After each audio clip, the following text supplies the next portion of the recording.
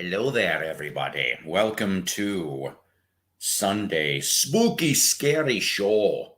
Yes, we all know that it is Halloween, ladies and gentlemen. It is Halloween. I really don't celebrate Halloween, okay? I haven't had any reason to deal with Halloweeny type stuff since my kids were little, okay? But for today, I'm wearing my Svengoolie shirt. That's right. My Svengoolie shirt. It's Sven is a part of Halloween, just like he's a part of my every Saturday night existence. So I know that possibly we're maybe not going to have a lot of people here today. I understand that, considering that depending on where you're at here in the country or as such, that you might be trick or treating. I don't know. I was going to try to do this sooner, but unfortunately, things got in the way. There's always stuff that gets in the way. Yes. Hello there, my friend. I just got on here a minute ago. So far it's a little quiet. Maybe I should have done this a little sooner, but you know what? That's why I keep these streams up so that people can go off and watch them later. You know what I'm saying? Uh, I'll let you on in a couple minutes, Paul. But let me mention a couple things first. Yay, indeed, that's right. Okay, so I'd like to thank the new subs I got. I want to first. I want to before I say that I want to apologize about why I haven't been on in the last 2 weeks. I think it was maybe closer to three. Okay, I don't mention this to too many people, and I just want to let it be out there that I think I'm one of those people that's a seasonal depression. And if you know what I'm talking about, that's great. And if not, let me just explain. Even though fall is really nice, I do like spring and fall are my favorite seasons, believe it or not. But once October kind of kicks in and we start getting those, 4:30, 5 p.m., hey, the sun's down, I kind of start getting bummed out. And I'm like that. I'm just going to be like that probably on and off till March when things start getting towards the spring mode. And what I'm getting at is between, I just get depressed a lot, mixed with I get tired a lot from work, mixed with, life. Life just, you can only do so much. Oh boy, it's the aliens' fault, huh? Spock, set your phaser on seduce. That's always powered by coffee each and every time. I was going to get a Halloween mug. Somehow my Halloween mugs disappeared. I had a Nightmare Before Christmas one. And I would love to get a Great Pumpkin Charlie Brown coffee mug. If I ever can find one of those, that would be damn awesome. So that's the reason why I haven't been on for a couple weeks. Other than if you haven't seen my Let It Be double CD review, go please check that out. I think you will like it. As always, I am pretty honest on that kind of stuff. Also, shortly before I just got on here, ladies and gentlemen, I did a new album review on Sermons of the Sinner from KK's Priest. That's right, KK Downing of Judas Priest. This is his first band's album. You have KK, of course, original founding member of Judas Priest since 1968-69. He left, unfortunately, in April 2011, and this is his first music outing since being gone by then. This started in 2020, this album. Go see kindly how I review this, because I'm not going to gather all of that in. I did go off and share ordering information, but I do want to show you this came with the package. Yes. So I'm guessing the reason why the signed cover slick instead of the signed album was because I was a pre-order, and now maybe you will get signed albums. But KK's Priest, Sermons of the Sinner, that review is up on my channel. Please go watch that. I did send the video to KK actually, just shortly before I got on here. I always send, good or bad, I send my review episodes straight to the music artist because I want them to know, not that it really matters what the opinions are of a middle-aged man at being a music critic. Of all things considered, maybe I don't qualify to be a damn music critic, but people do listen to me for some reason. I've had people privately tell me and publicly tell me that my review episodes have helped them with their musical choices and sparking sales of their items. So I'm going to do it anyway. I don't care. What could possibly be the next review episode, you might be asking? Even if you weren't asking, I'm going to tell you anyway. This one here is a couple years old though, okay? But I got these both together at a really nice price. Everybody knows, of course, that I'm a huge Monkees fan, but a lot of people also know that I'm a huge Badfinger fan. That's right. So these here are the CD expanded editions. Okay, the CD expanded editions that came out in 2018 from Real Gone Music. That's right. The notes are written by Dan Monatavia. I hope I'm pronouncing that right, but he is a Badfinger expert.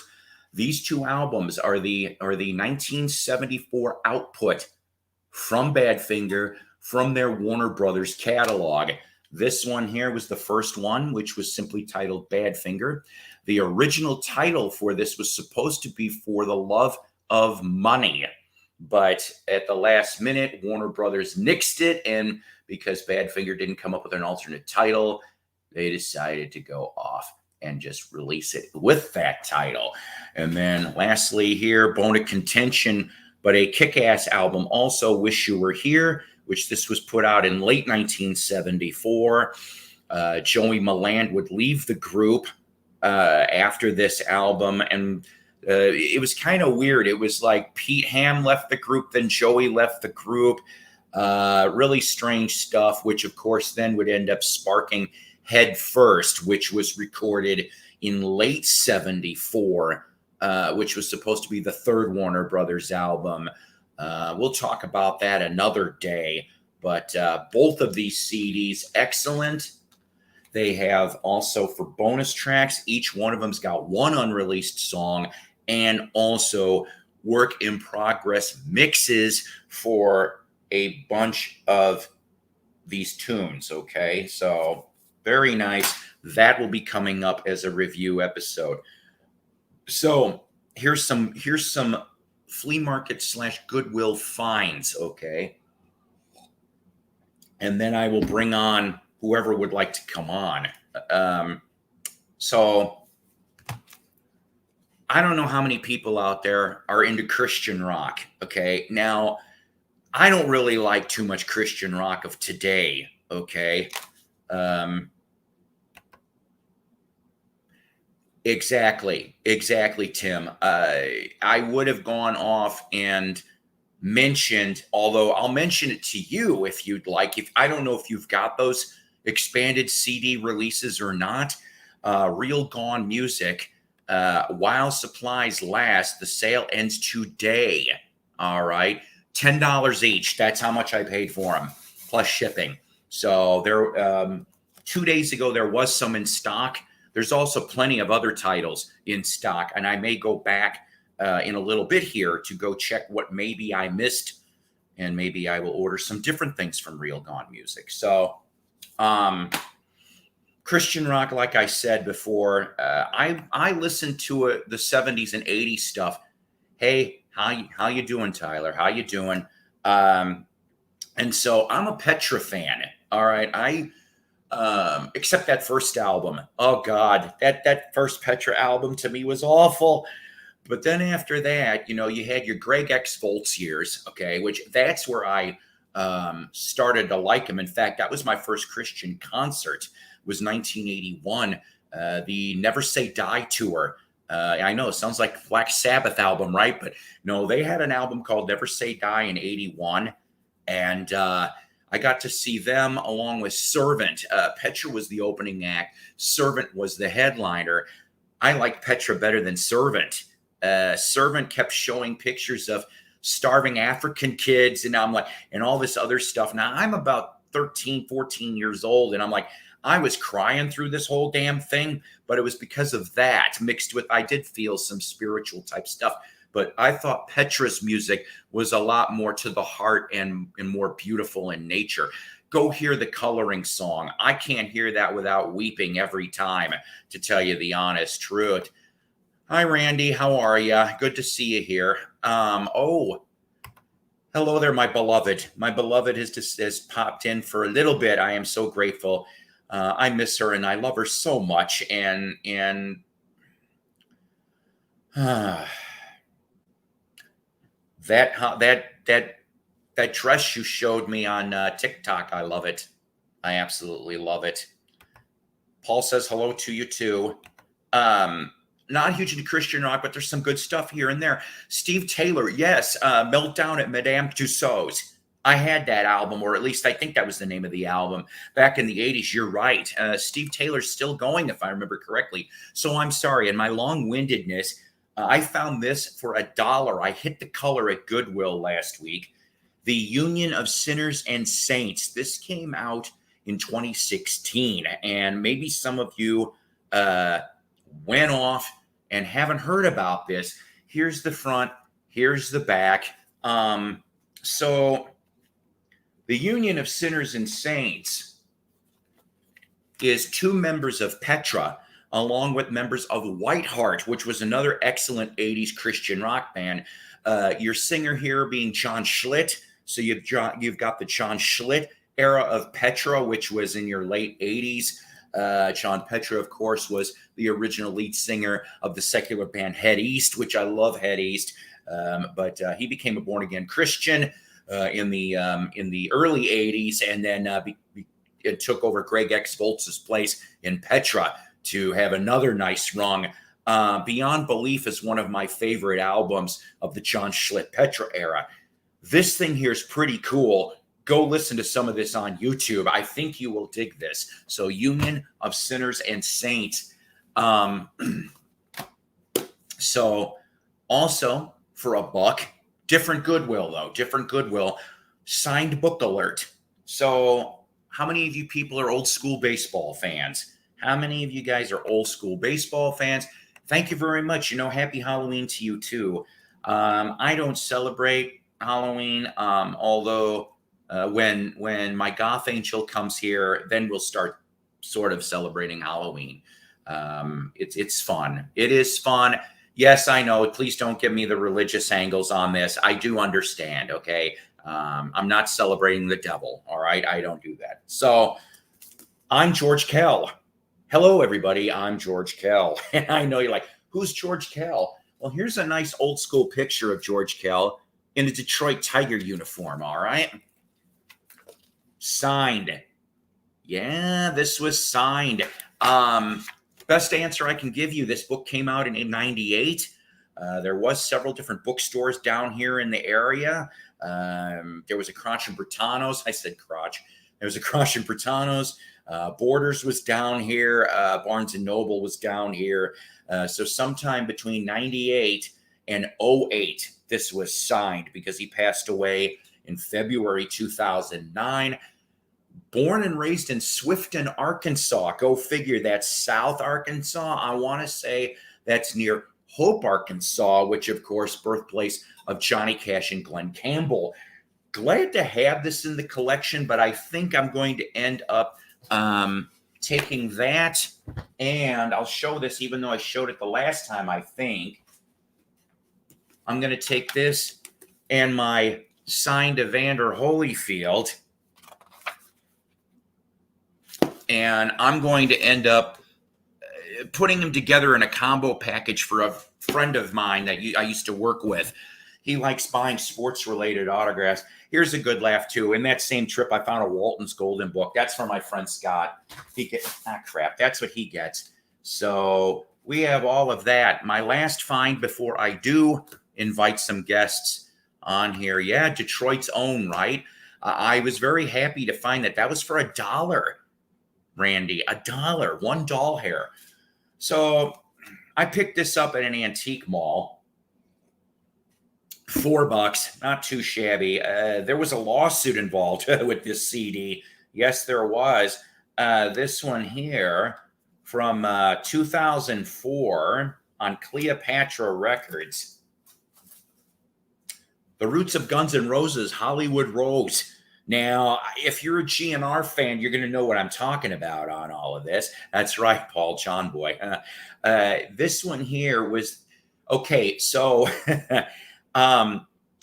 what you have on here is Axl and Izzy. This is demos, 5 demos from 1984, okay? Chris Webber was the guitar player on this, but like I said, for Guns N' Roses, this is Axl and Izzy, all right, along with other people. This is the front. This is the back. Axl tried to sue and get this taken off, and believe it or not, it didn't succeed. Let me see if I can show a picture here. Well, there's just teeny tiny pictures, okay? But what happened was, and I still don't understand why they did this. One of the tracks, of course, Shadow of Your Love, which is one of the 5 on here, would end up being on the Appetite for Destruction, the big box set. And, of course, the deluxe edition, too, which I didn't get the Guns N' Roses deluxe edition. I don't know why. I got it on CD. Maybe I should have got the deluxe. I don't know. The 2 CD is what I'm getting at, guys. Yeah, good night, Sue Ellen, yeah. But Chris Webber actually purchased, he was the one that paid for the demos. So I think he thought that he was justified to be able to release the demos.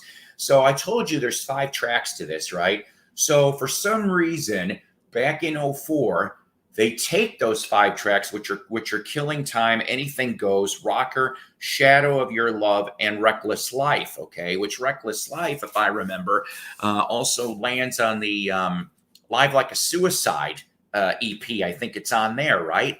So they take those 5 tracks, and Gilby Clarke goes off and remixes it. Tracy Guns comes in and does guitar overdubs on Shadows of Your Love and Reckless Life.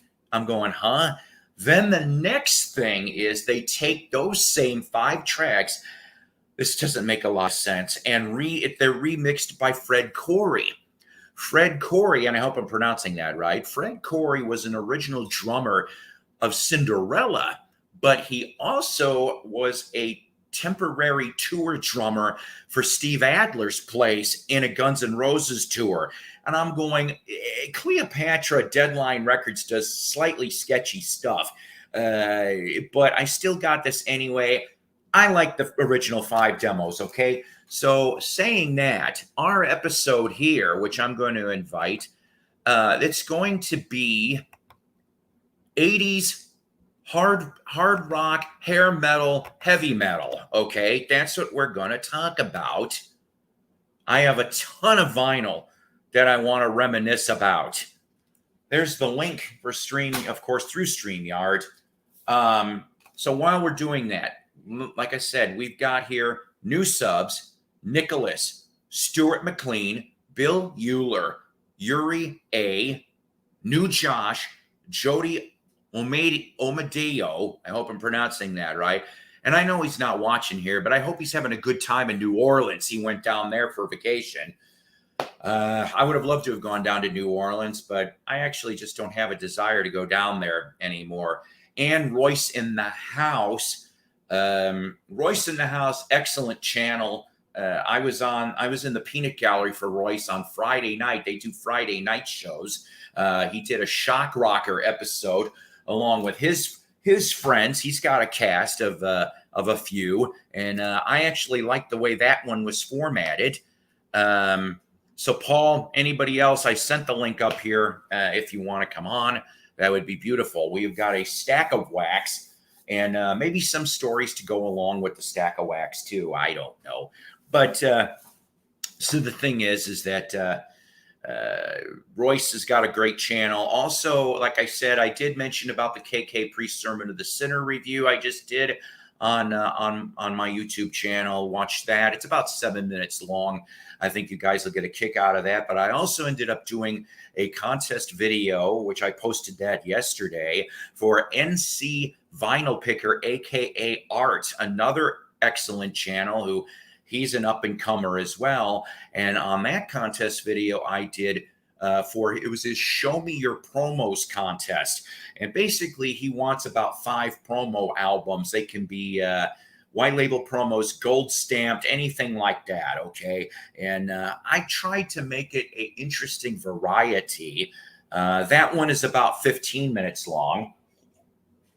I think you guys might get a kick out of that too. There's a little bit of jazz. There's a little bit of bubblegum. There's a little bit of old school 70s pop, some 80s pop, all mixed in there too. And so that would be totally awesome.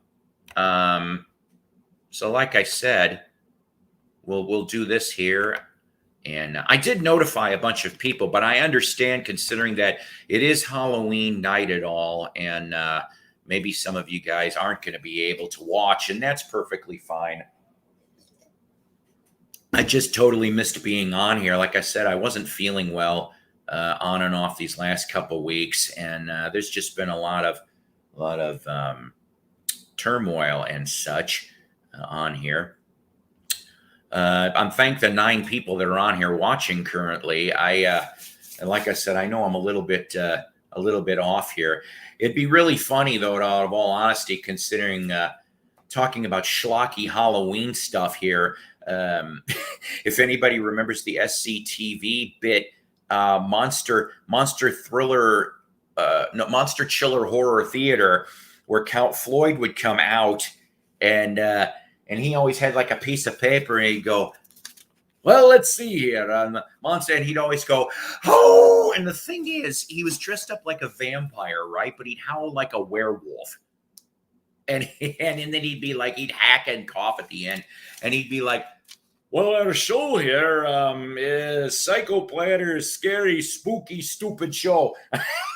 I don't know what it's like, but roll it. That's what he would do. You know what? I'll tell you. I know of Loudness. I have nothing in my collection from Loudness. I've never come across anything. Would you believe that? It's true. Hundreds of promo.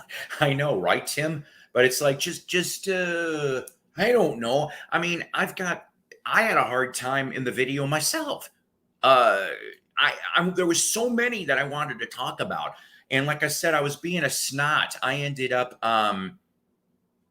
putting it 6 of them just because I felt like it.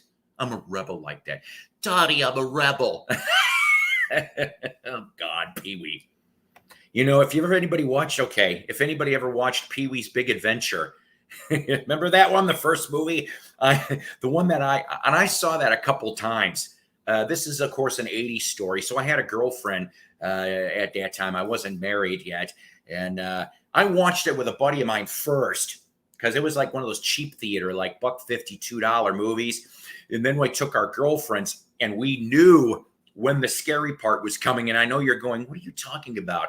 When he gets in the semi with about the story about Large Marge, and you're not seeing it come. And he's like, and in the twisted wreck, it looks like this. And then the face goes, hey! And I'm like, the first time I saw that, I was like, but I knew it was coming. So I brought the girl, see what I'm saying? So that she's like, and then hold your clothes. That's why I like watching some scary movies, guys. Yeah. Oh, you know what, Tyler? Thank you for watching that in the first place. Yes, the new Monkees album. You didn't expect to see that, huh? Surprise. I like that damn album. I actually do. Like I said in the video, if they put it out anything else than calling it the New Monkeys. I think at least it maybe would have been, that album would have been in the top 40. Seriously, for 87. I think it would have made it there. You're talking Warner Brothers. I think at least it would have been, and if not the top 40, I think it would have been between 40 and 50 in the charts. Hi, Mason. How are you? Good to see you. See, even Randy goes, hi, Mason. And so, yeah, so I tried to make it a lot more interesting per se. So like I said, other than the Badfinger ones that I want to review, I'm by the way, I'm waiting until Paul's ready to come on here. Oh, here he is. Look, I ask and we shall receive. And of course, anybody else that wants to come up too. There he is. There's my buddy, ladies. You're back. That's great. That is great. Fantastic stuff. Fantastic. And so, did you have a good week, Paul? Did you have? Yeah. How about you? I understand the seasonal depression. I go through that a lot myself. I don't like it. I really don't like it. And it hasn't gotten, I mean, I haven't always been like this, Paul. I think I've been like this since I've lived in Arkansas for 15 years. I've been like this. For some reason, the minute I turned 40, a lot of shit started going weird in here, all over, stuff like that. And so I had a shit week. I really, really did. Between work, and by the way, kids, Paul was a coworker of mine. Okay, so we used to work together. Imagine having to come into the store and put up with both of us. It was happened quite a bit. It was very appalling having to put up with. See, I took your line, Paul, early. Oh, that's bad. Oh, yes. Hey, you stand a ghost of a chance for that joke. Oh. I didn't know we were going to talk about Rush so soon. See what I did there? You like Rush? Rush is good. That album Presto off of that was a damn good album. I remember hearing Ghost of a Chance on the radio and I'm going, this sounds like Rush. And I'm like, and I didn't know that they had an album out at that time. And I'm like, Rush would surprise you. I like Rush, but I mean, Tom Sawyer, of course, is like one of the biggest hits that there is in the United States, I'm not too big of a Rush fan, but I do appreciate their music though. I liked the 70s prog roots that they did. So you're talking, I mean, okay, that first album with Working Man, that was a good album. But when Neil Peart came on board, that's when your proggy stuff started coming. And I'm like, the creative mind of him and the rest of them. So you're talking from Caress of Steel all the way through the 70s, and you're going through 2112, Hemispheres, all that other stuff.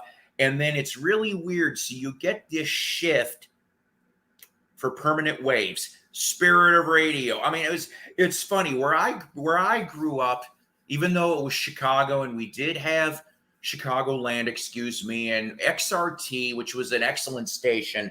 Are you talking about Chicago band or no, Chicago area? So WXRT and sometimes the Loop, WLUP, would play some of the 70s Rush back in the 70s. WKRP, Cincinnati. Yeah, oh God, I love that show. Yeah, I do too. But watching that show and that's based on at least partially true events that names had to be changed to protect the Who concert, right? The Who concert. The Stampede. Oh my God. When I heard about that, and I think KRP did a good job. They did, yes. The show did a good job on that.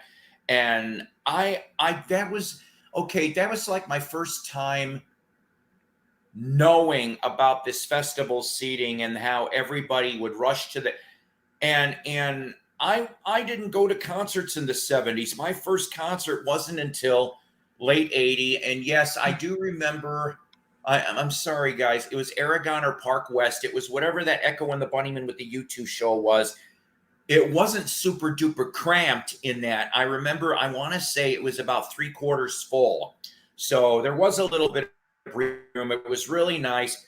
And like I said, when U2 did I Will Follow and everybody's pogoing up and down, that was like one of the coolest things that I remember from that. But after that, there was very few concerts that even attempted that general admission.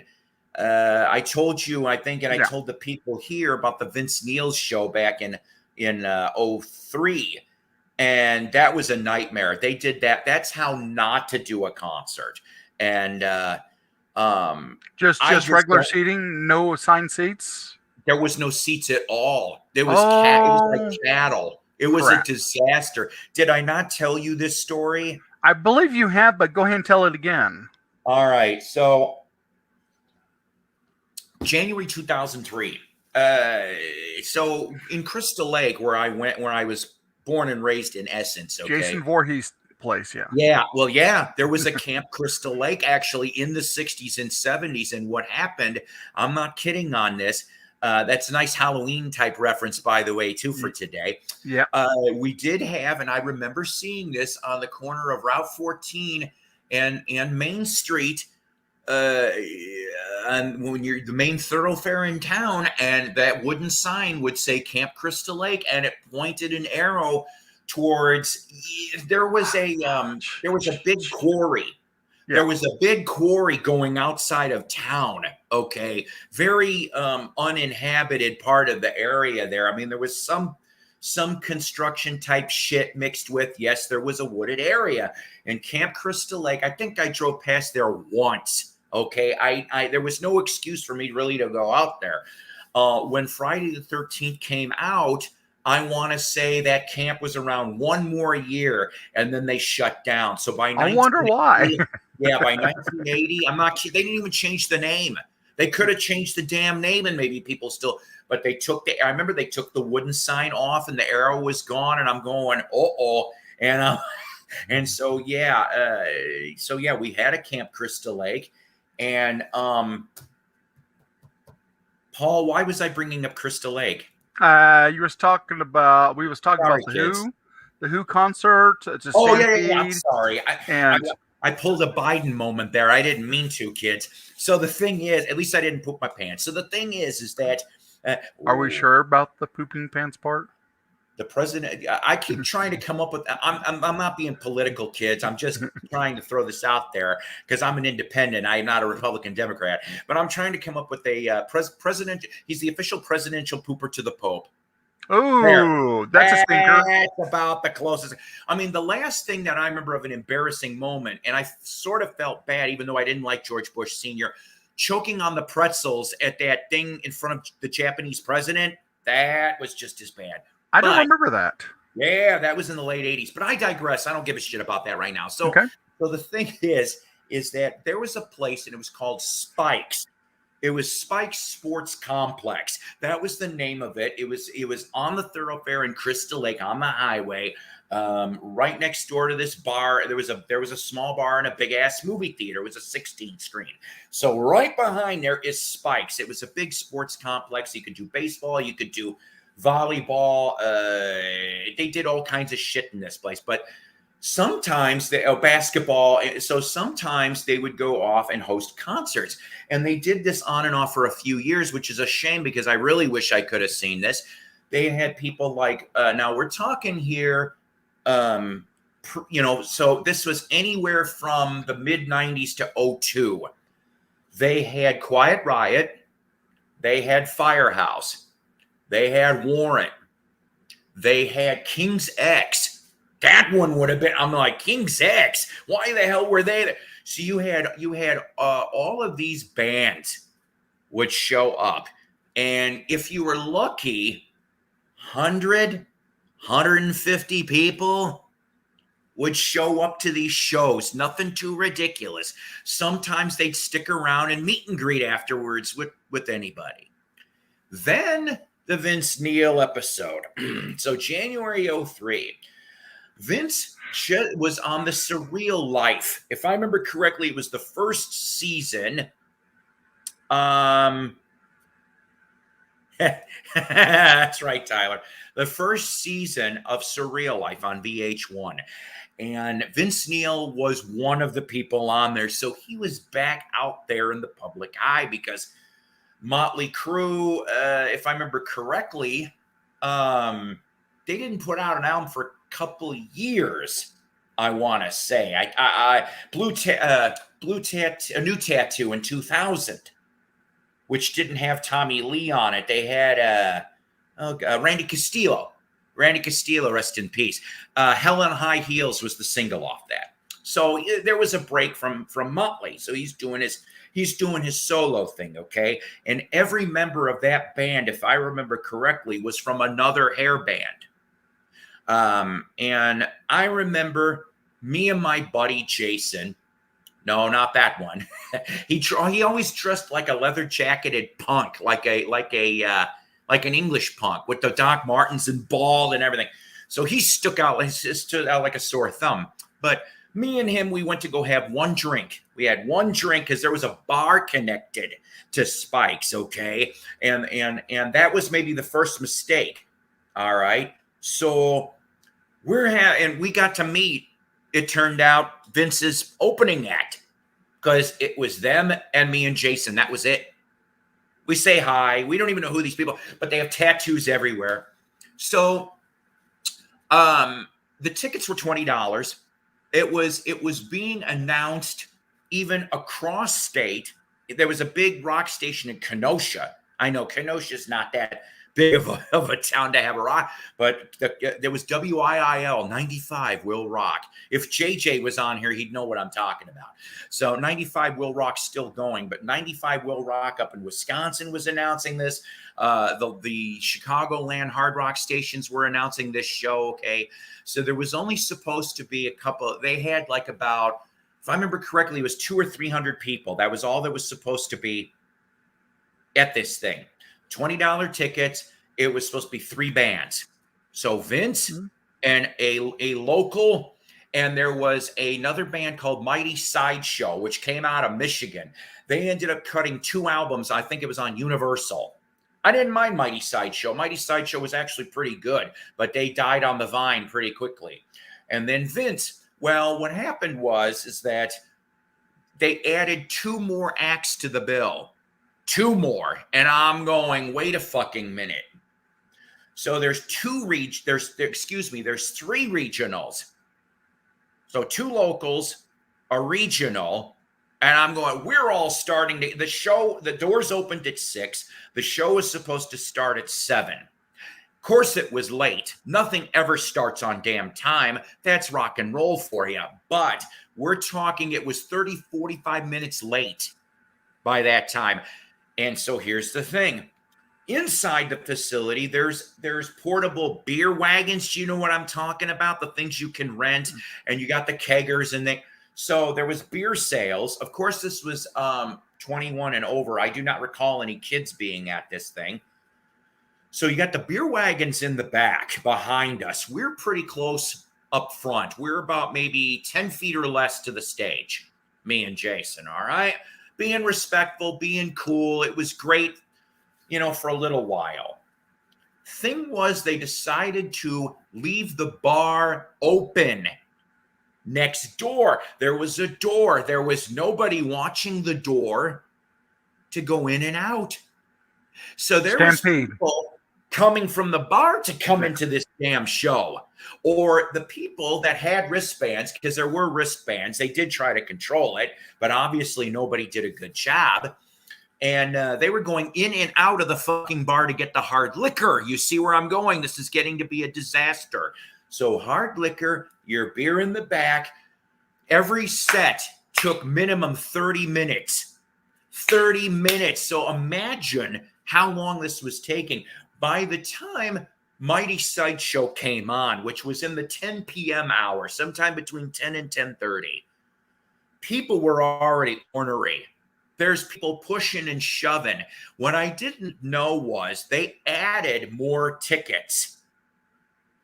They opened a partition, and there must have been another 100 to 200 people came in. We are now like this. It is now cattle. Sardines. Vince comes on, and there is a belligerent drunk that was in front of us. He cut in line before Mighty Sideshow.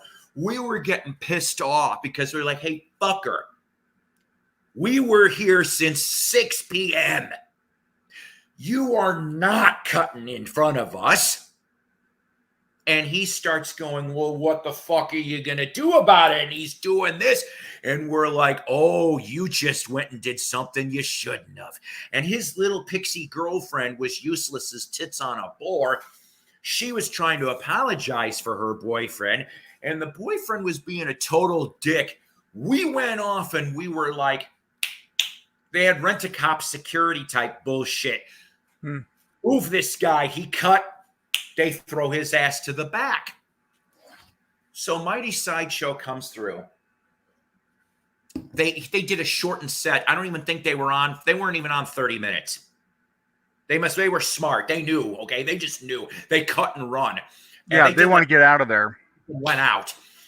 Now they're doing the change, though, to get Vince's stuff on set. So by the time Vince comes on, Dickhead's back with his girlfriend, cuts right back in, and we're like, this is bullshit. He goes, and we're all, and so Jason had enough. Now, you could smoke in this facility. There was rubber floors, which really surprised me as to why they let, at least it wasn't wooden structure, but it was concrete and rubber for the floors. And so he's smoking. I guess you could do that shit. I don't know, for 03. And so Vin comes on. It's great. It's great. He looks great, sounds great, and so he's going through. The first thing he starts out with is shout at the devil, but everybody's going nuts. Cramped, everybody's moving around. I'm trying to take pictures. I have a couple shots somewhere from where I'm at. Also around that time, there was a cute little pixie, different one, showed up. We won't talk about that on air, what happened, because I didn't do most of it. Did Psyko cop a feel? Yes, I did, because it's not my fault. She went, and I'm like, okay, everybody for that was invitation. That was hello. Yeah, that was old me. Yeah. She passed out, by the way. She passed out drunk, but by the first song, we ended up having to carry. We lifted her up because she was, and they moved her along and then got her out of there. So it starts out with "Shout at the Devil." And then I can't remember the other songs because he did play a solo song or two, but not much. He didn't have an album out at that time. He just went out to be out. And by the fifth song, I remember this because it was "Kickstart My Heart" was the fifth song. And that's that part in the song. We started this band for some laughs and we had to kick some ass. I yelled. I told you I'm 10 feet away. I go, Vince, there's a lot of kicking ass going on right now. Watch. And so he looks down in slow-mo. I'm seeing this. He's looking down while he's singing, and his ass get big because he's going, oh shit. What's happening is the drunk guy is throwing fists. Jason blew smoke in his face because he had enough. The guy goes, and the next thing you know, so the song comes back on. The guy tries to hit Jason. I pulled Jason on his leather jacket back. The guy clocks the guy next to him, which then that guy clocks him. The rent-a-cop goes like the other guy, the drunken guy, by the throat. And I said, we're fucking done here. And I'm pulling him against the fucking crowd. We got out to where the entrance was. I said, I'm sorry. I said, I've never been to a concert like this. This is total fucking ridiculous. I didn't want you hurt. I didn't want to get hurt. I'm sorry. Don't be pissed. And he actually goes, no, thank you. He goes, because I probably would. Jason was a lot of talk. Okay, he would not have kicked anybody's ass. He would have gotten in a scruff, yes, but he probably would have got a few black eyes. So we get out, and I knew a guy that was running the facility. He was like he was supposed to be part-time security. What a joke that was. So how do you like the concert? It's a fucking disaster, buddy. I said, I go, who allowed the extra? And he goes, well, that was my boss. I go, guess what? I said, there is something going on in the front of the stage. I go, you got a severely drunk person punching people. I said, we almost ended up being victims. We're out of here. I am never coming back to this place. So as we're leaving, and it's January, it's winter, it's cold, we open the door, and I can still remember that rush of cold air, but guess what happened within seconds? It was almost like a Hollywood movie. 7 Crystal Lake cop cars with their lights on. Boom, boom, boom, boom, boom, boom, boom. They all park, open the door for them. I go, officers, the carnage is in the front. There is a drunken dickhead punching people. Have at it.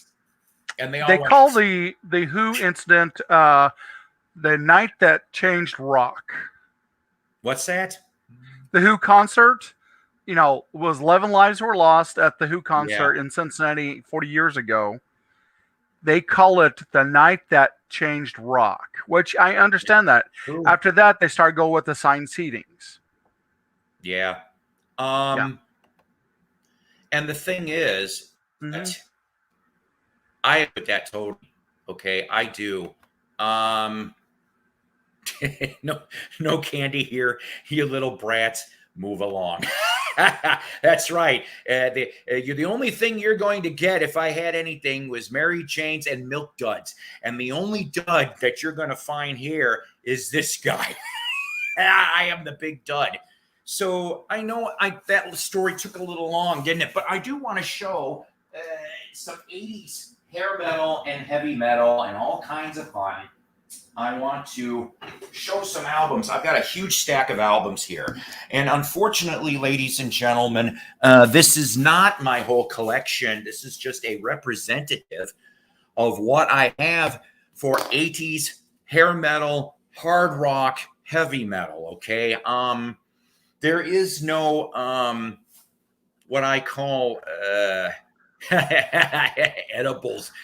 I've never had one. Never had an edible, Mike. I have been told I should try some CBD edibles because I've got a sleeping issue. Maybe they work well. They work very well. Do they? Maybe I should try it. I don't know. So like I said, in the 80s, guys, in the 80s, and I appreciate the 9 people here that put up with my long ass Vince Neil story. In the 80s was when I really fell in love with hard rock heavy metal. Now, in the 70s, when I was a kid, and Paul, maybe you can relate to this, and I'll ask you, actually, you know what, Paul, let me ask you right now. In the 70s, what was your favorite hard rock stuff you listened to before the 80s? What did you listen to? Well, I didn't really get into music until the 80s anyway, like 79, 80. But I remember my brother had a Man for Man of the Earth band, if you consider that rock back then, which I liked that a lot. Blinded by the Light is one of the songs I highly remember. Yep. Some of the Who, my brother played. Aerosmith, when they were good. Yep, definitely. I never... for some reason, one of my members of my family liked playing Elvis, which to me, it didn't care for Elvis, I'd rather listen to Roy Clark, but... Picking and a grinning. But I didn't get the into music roughly about 79, 80.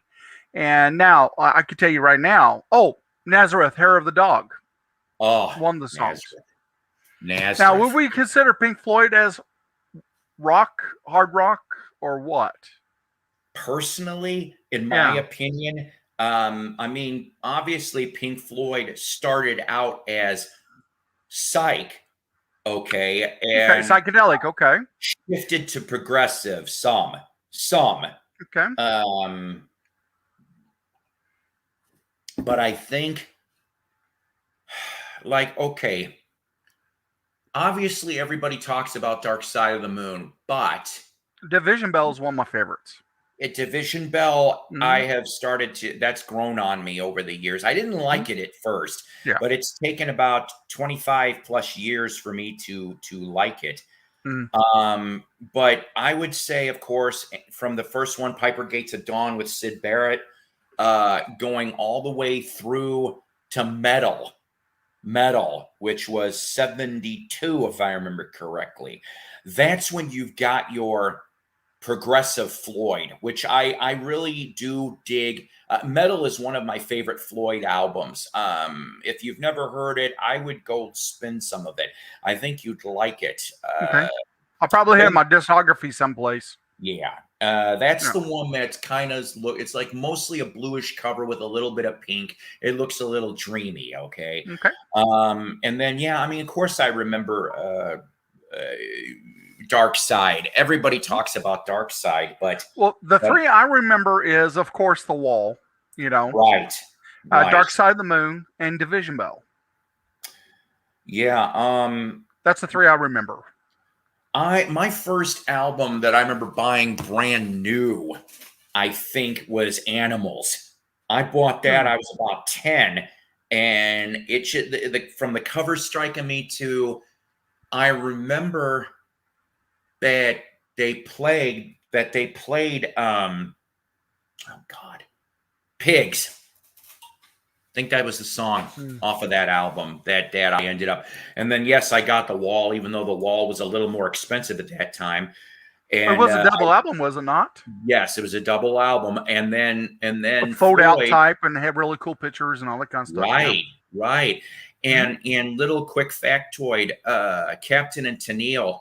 Yes. Background on one song for The Wall. I'm like, what? That just threw me. But I'm like, okay, if you Captain and Tennille, what was that anyway? I mean, don't get me wrong. Muskrat Love was. Oh my God! Don't get me. Yeah. You know what? Okay, my friend from Illinois, Scott. He doesn't have a YouTube. He doesn't watch this. He doesn't watch this stuff. Hey, Christopher, how are ya? Nice to see ya. Happy birthday to Metal. That's right. Yeah, he said. Mike says "You Were Here" is my favorite. But I would rather listen to "Wish You Were Here" than Dark Side, because I've heard Dark Side so many times that I would rather listen to, like I said, Metal, "Wish You Were Here," Animals. The one that I do not understand and never the will Lunatic really one I like a lot. Yeah, the lunatic is on the grass. So and when you're stoned, Cut, it sounds even better, but makes you kind of paranoid a little bit. Like I remember when Final Cut came out. That would have been late 82. I want to say maybe early 83. In essence, it was a Roger Waters solo album with Dave Gilmour and Nick Mason doing parts. Rick Wright was already fired from after the Wall tour. So I don't know whatever happened between Roger and Richard, but that's why you didn't have Floyd anymore. But I liked Not Now John. That was the single in the MTV video that they were pushing for that. I like that song. The rest of it, to me, I'm not a big fan of Final Cut. I don't have that actually on vinyl. I would love to have a original mono Piper at the Gates of Dawn, this from Sid, and I don't have an original Umagama. I hope I'm pronouncing that right. Umagama came out with two different covers because leaning on the wall where Roger's sitting on the stool, but leaning on the wall is the Gigi soundtrack. Okay, so the soundtrack to the Broadway musical Gigi, and they were offended. They're like, remove it. We don't want to have anything to do with this. So the original pressings of Umagama have the Gigi soundtrack leaning against the wall. You could see it perfectly fine. Then what they did was they just made a blank album cover. That's what happened. So they just made it white. Captain and Toenail. That's good. Boy. I do love Fearless. You're right. That is a damn good song. And yeah, I guess I could see how you would get Zepp vibes from it. And the thing is, God, what was it? We were talking, I'm sorry, I'm shifting slightly here, but for Zeppelin, okay, In Through the Outdoor, like All right, In Through the Outdoor was an interesting album, uh, but the behind the scenes story of some of it is is is why that album ends up being the way it is. Because all your other Zepp albums up to that time were Page based, was Jimmy Page Bonham based, and what I mean by that is I mean sure the songs are Page Plant, okay, but the sound was harder. It was raw. It was a Page Bonham axis. With In Through the Outdoor, because Pagey was using heroin way too much, and God knows the other excuses. And Bonham, of course, was really into the sauce, which of course would kill him. But it ended up being, in my opinion, In Through the Outdoor ended up being a Jones axis. They were the ones that kind of took the control for most of it. Because let's face it, in my opinion, if Page on his game, do you really think Hot Dog would have ended up on that album? I like okay, I've started to appreciate, oh God, I can't ever can, let me pull this up a second here. Cause like, okay, I remember Fool in the Rain coming out as the first single for In Through the Outdoor. Loved it. I love that damn song. And the thing is that it didn't sound Zeppy, did it? It was different. It was different, but I loved it because it was different. And that song still never gets old with me. And then the next one I remember hearing was In the Evening. And I love In the Evening. Oh my God. That song to me is probably my favorite off of that album. It was In the Evening. Uh, so yeah, so I mean, you're talking Fool in the Rain, In the Evening, um, Carouselambra, which is an instrumental piece. A few radio stations around my Chicagoland area, WMET used that as background, back when Zeppelin wasn't going to sue anybody, but you could barely catch it. But it's like that song was good.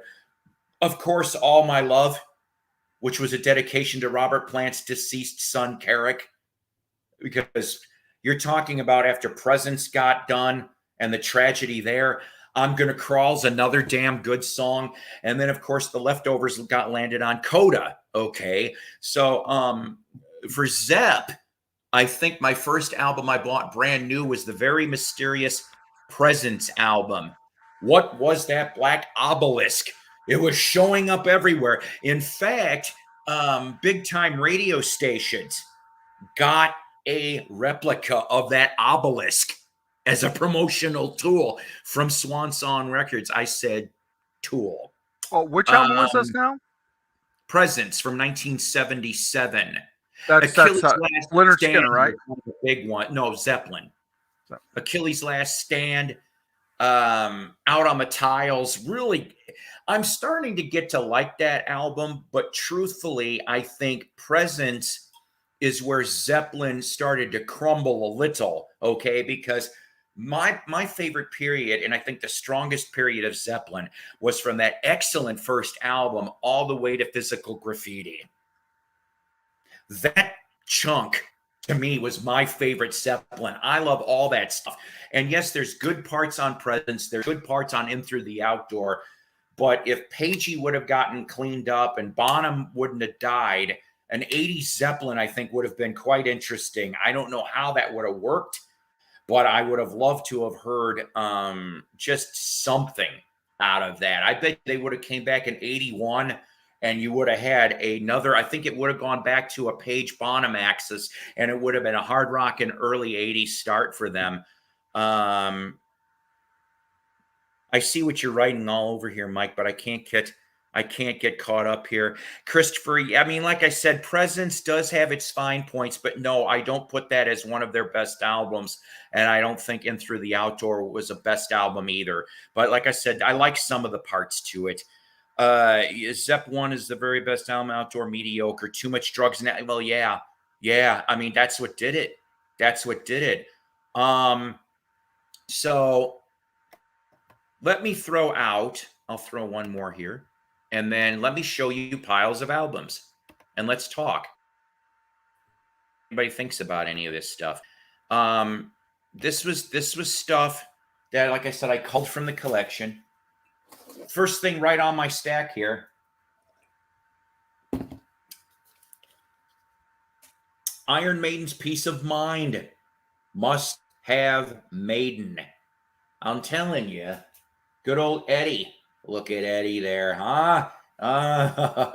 Now, Maiden, I actually, it was MTV that got me turned on to Maiden, but it was Paul Di'Anno Maiden. I remember hearing Wrathchild. The first time I heard Wrathchild, I'm going, ooh, what's this? Which, of course, was the beginning of the new wave of British heavy metal, which they term it NWO, whatever. But Maiden couldn't really do any wrong in the 80s. I really don't think so. When it went from Paul to Bruce Dickinson, Mr. Air Raid Siren himself, I like this album. This one I love from cover to cover. Somewhere in Time, I love that album from cover to cover. Power Slave, with good old 2 minutes to midnight. But yeah, I mean, excellent. Must have Maiden. Prayer for the Dying was a good album. Yeah, we're talking in the Peanut. Which one? No Prayer for the Dying. Right. Wasn't that the no, Fear of the Dark's what I'm thinking of with Holy Smoke, where they go after the televangelist. I love that damn song and that album. Yeah, No Fear for the Dying's another good one too. Everybody's commenting about the Ludwig mixes for Zeppelin, and you're right. I've come across a Zepp 2 once that was a Ludwig, but it was trampled on by an elephant. The Ludwig mixed albums, if I remember correctly, ladies and gentlemen, Zepp 2, Zepp 3, and Houses of the Holy. I think that was your Ludwig mixes. If I'm wrong, or if there's more, put in the comments. Here's one of the better Canadian. Helix, Walking the Razor's Edge. Helix, ladies and gentlemen. A lot of these Canadian ones do not get enough love. Helix is still around, guys. They ended up doing, I think the last album they did was more blues-based Helix. But go check out on their website. They unfortunately, let me bring up something about Canadian bands for a minute. It's my regret that I never took a trip up to Canada. Paul, have you ever been to Canada? Did you ever go visit up there? Oh, yes, 3 times. When you were with Seeger or just on your own? Once with Seeger and 2 on my own. Okay. And in case anybody's wondering, me and Mr. Tinfoil Hat Paul here will have an episode later on down the line about his musical interactions, you see, because he was a roadie for Bob Seger for a little while. Yes, we'll talk about that on another thing. But so that's I have cool. stories. Yeah, I bet you do. So when you were up there in Canada, did you catch any bands up there in Canada? Did you get to see any from there? No, I went up there for one. I wanted to see Niagara Falls on the Canadian side instead of the United States side, but it's not as different, Yes, every time when I looked, I go, that's one big wall of water, That's all. Niagara Falls. And back then, you could just drive across the borderline without being stopped, all that kind of stuff, and drive back over the borderline, right? Yeah. Not anymore. What bullshit there is now. I should have went pre-COVID. Yeah, you have to have a passport, and you have to be vaccinated too. So. Oh, fuck me. Then I guess I'll never be going to Canada. Because seriously, I wanted to go up to, my son Mike got to go pre-COVID. I kind of wish I could have gone with them. But the reason why I wanted to go to Canada was only for 2 reasons. One, to check out I would have had to have gone with at least a spare $1,000. I would have been saving for a while.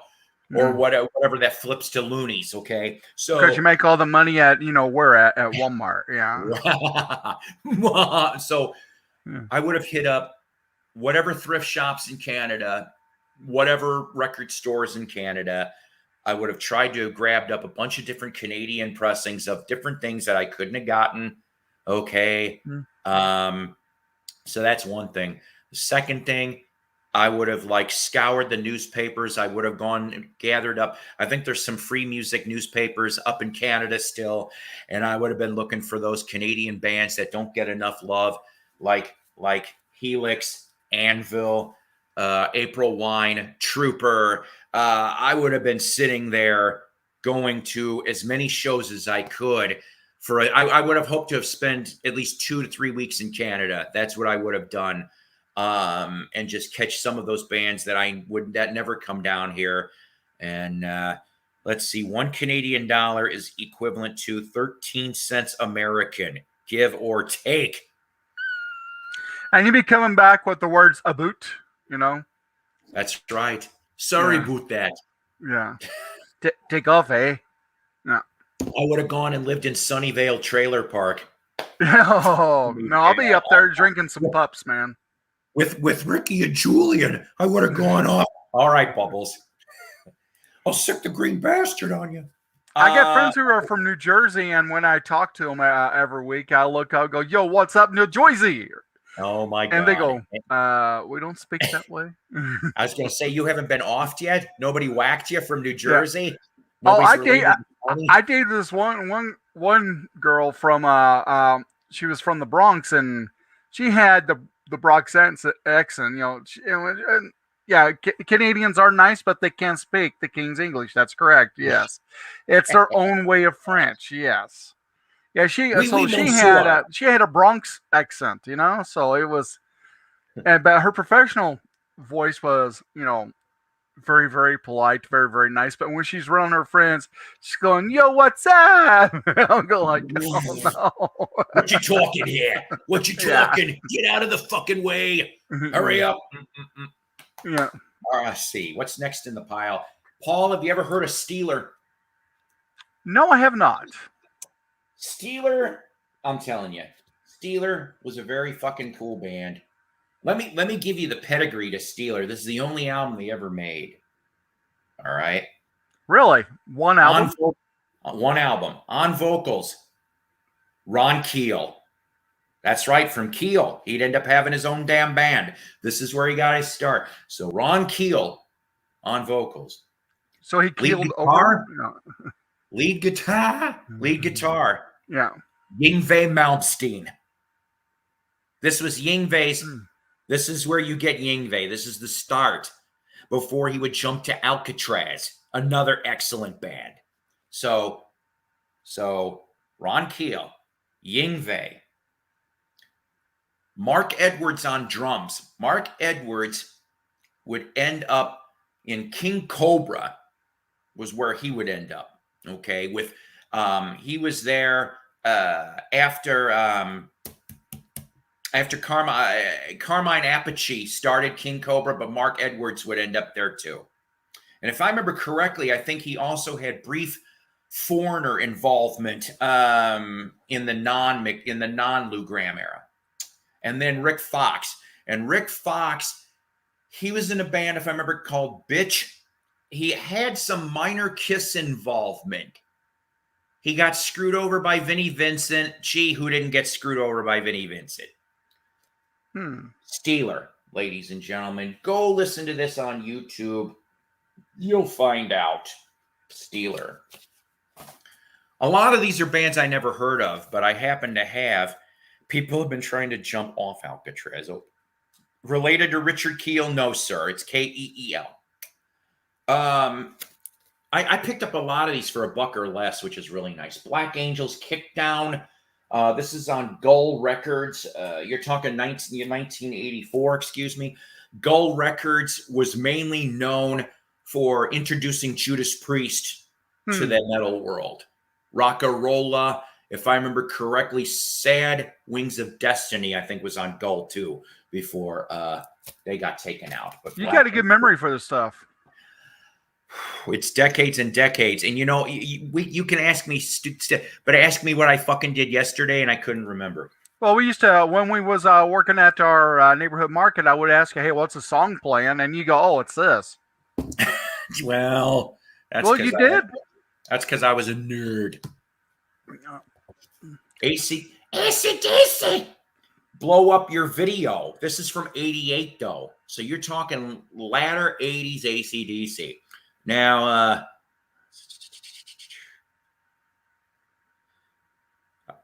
Mike's going, I got an album from Discog last week, and the seller nicely packed 2 other albums with the one I bought. How I know that's very, very rare, Mike. So this one here, I don't know if you remember anything off of this. This is the front. This is the back. This is the first time that the tour, Malcolm's not there. Malcolm, I think, if I remember correctly, was in rehab. He took a rehab stint. But on this album, Heat Seeker was the first single off of that. I remember Heat Seeker. And That's the Way I Want to Rock and Roll was another one off of here that made it. And I want to say, I think Mean Streak came off of here too. So you got 3 singles. But AC/DC, Mr. 3-chord rock. But God, do we love it. And I'm glad, like I said, that in 2020 they finished up with Power Up. That was an excellent album to go off on. Go check out the video Through the Mists of Time. It's actually a really cool video respecting the history of AC/DC, Bon Scott, and the Brian Johnson years. Very awesome. You ever heard of Black and Blue? Well, you said 3-chord rock. Is that correct? Yeah. Okay, that's just That's just playing 3 strings on the guitar. Is that right? No. No. No. So you're not talking. That's ZZ Top. Mm-hmm. ZZ Top did only 3 strings on the guitar. You know. How. Yeah. So Black and Blue. You ever heard of Black and Blue? No, I have not. They were an 80s band, pretty much. And so a lot of these guys, unfortunately, Black and Blue, they were on Geffen. They cut a couple albums for Geffen. But this one here, of course, Nasty Nasty, produced by Gene Simmons. Oh, this one was produced by Gene Simmons, okay? Peter Criss sings backgrounds on a couple tracks. Very cool. Yeah, this was, of course, post-Kiss. He wasn't doing jack shit. Gene called him up, said, I think I've got some stuff for you to do. So Pete ends up singing backgrounds on this, which is really nice. But some of your band members here, now Jamie St. James, he's the singer. He is now the singer for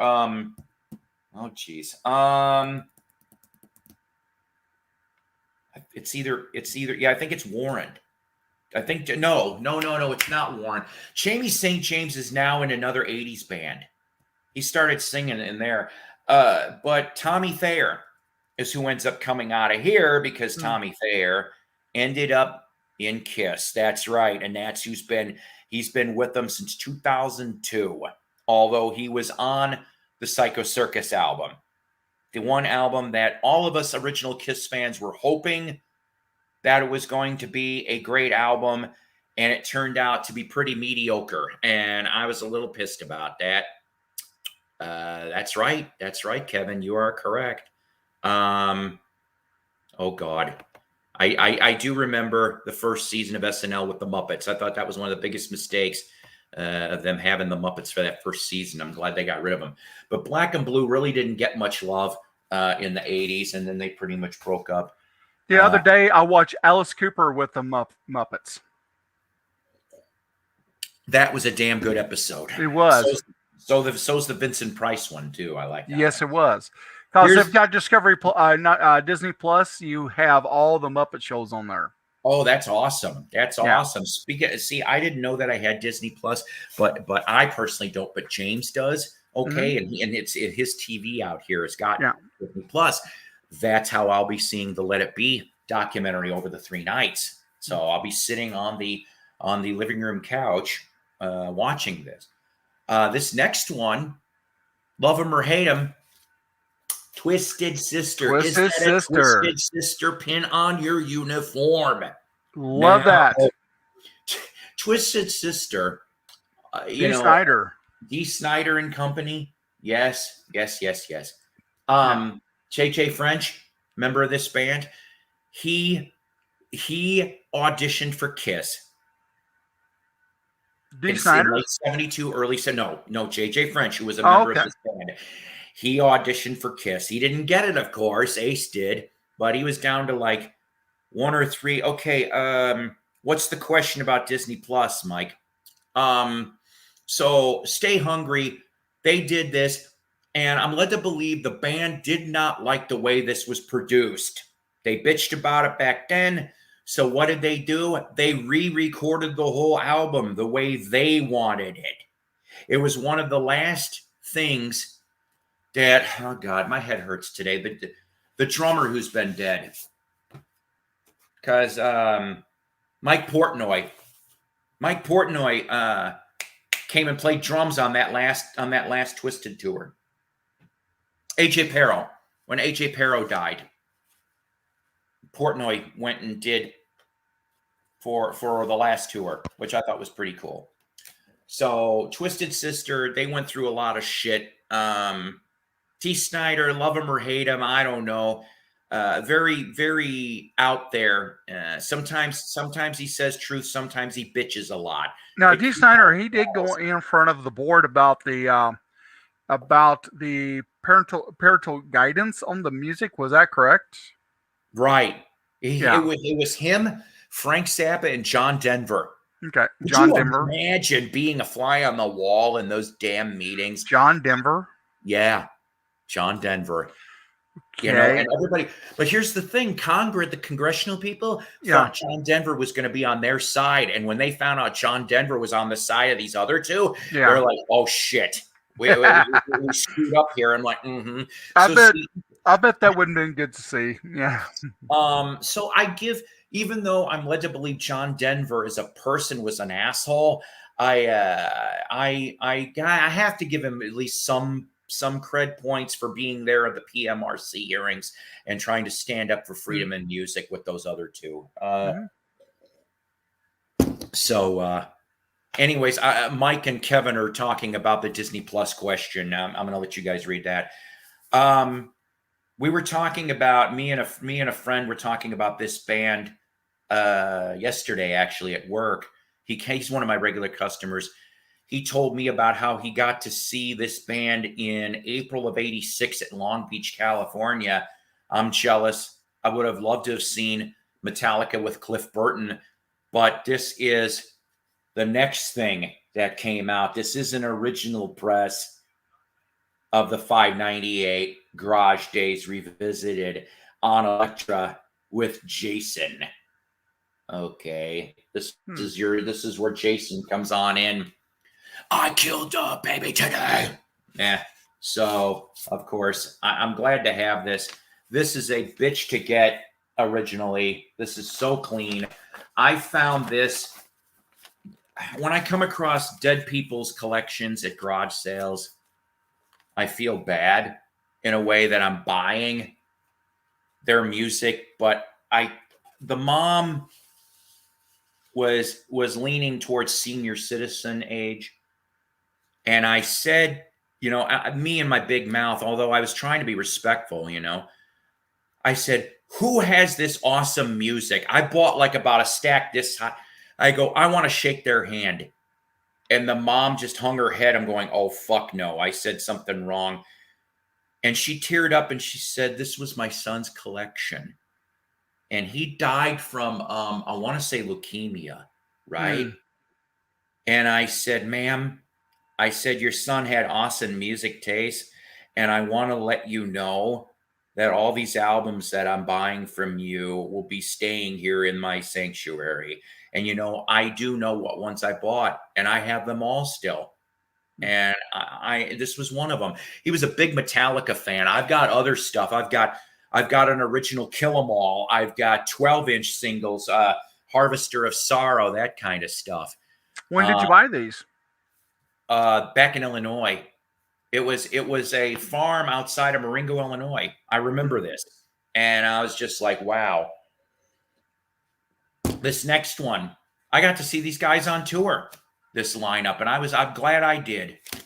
Great White, Once Bitten, Twice Shy. Good album. Yes. This one here, of course, hard to find on vinyl, actually. I've got, this is a Canadian. It actually says made in Canada for the Capitol Press on this. This was the tour I saw him on, if I remember correctly, I think. And they put on a hell of a show. And they opened up for Whitesnake.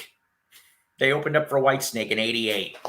And so Great White opening for Whitesnake. Okay. Great White opened for Whitesnake. Great White, yeah. So there has to be a bad joke in that somewhere. You know? There should be, but there isn't. But Great White. Still, I guess, prayers for Jack Russell. He's temporarily incapacitated, from what I am told.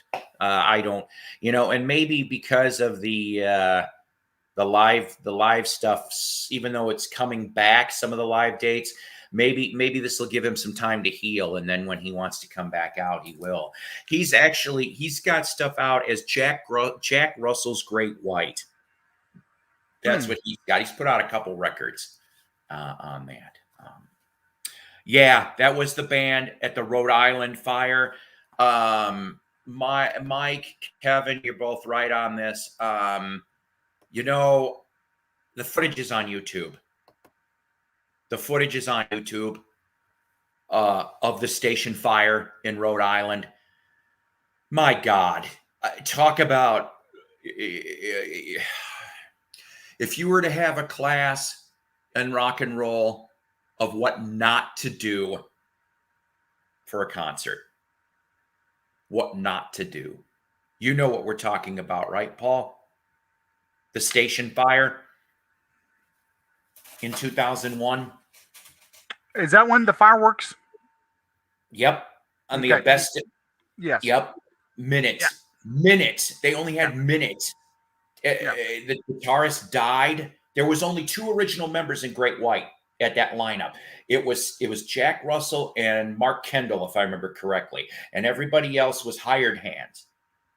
And Ty was the dude's first name who died. The Pyrals wore the wrong Pyrals or something like that. Yep. And big mistake. There was miscommunication between the station club management and the manager of Great White. Yeah.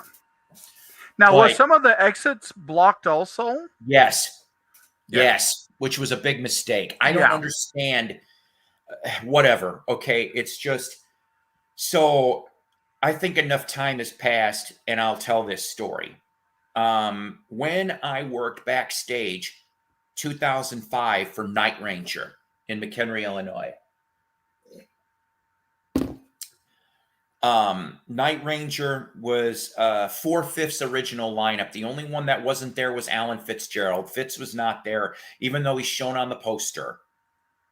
Okay. Michael Lardy was the keyboard player for the Night Ranger tour. Mike Lardy was in Great White. He was the keyboard player. I want to say he was on everything but the first album. I could be wrong on that. So he kind of had, inside knowledge and stuff. And so we all got to have supper before the show. And the ones I ended up chatting with the most, Brad Gillis, Jeff Watson, and Michael Lardy. All of them were cool, but those were the 3 I got to chit chat with the most.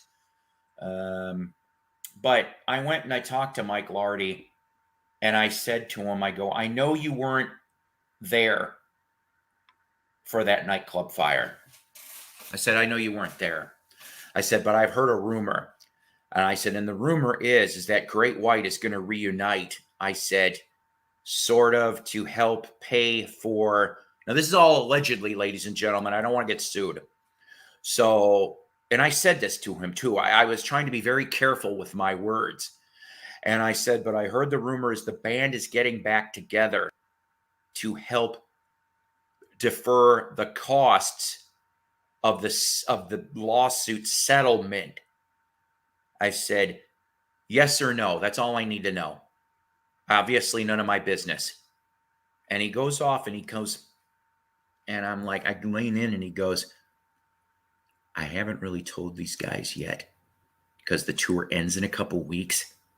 He goes, but we are getting back. We are getting back. He goes, I'm not going to explain the reasons And I said, totally understand. He goes, but at least part of what you say is true. And he just leaned back and we just talked about regular shit. So to know that before most people, and I kept my mouth shut back then. I didn't say shit. I didn't even say, I don't even think I said anything to Tim, who was with me. Not Tim Allen, Tim Smith. So the thing is that knowing that in just, I mean, you were talking about the Who, 79, the Stampede. That's another one. That's another one. Small club, wooden structure. There's, I just feel bad for all those people. No security. No security. My opinion, you know. So it was Royce in the House on Friday night's podcast. Talked about Shockwalker. I'm telling you, Blizzard of Oz from Oz, ladies and gentlemen. Ozzy. Back. You know what? Did you like Ozzy Black Sabbath from the 70s? Did you like that I did, stuff? Yeah. And I like modern day Ozzy too, man. I'm curious to see that new album. I can't remember. Cannot remember if the album is called Hellraiser or hi Greg, or there is a song called Hellraiser. Okay. There are guest guitarists, Jeff Beck, Eric Clapton. They're both going to be on this. Zakk Wylde will be on some of the record, I am also told. And I don't understand this, but Elton's making an appearance. And I'm going, okay, wait a minute. I'm like, but I've bought all the other Ozzy stuff. I'll buy this one too, probably. On CD. I ain't spending any more than that. But in my opinion, the Randy Rhoads era was the best. It always will be the best. Okay, to me anyway. Not knocking Jake E. Lee, not knocking Zakk Wylde.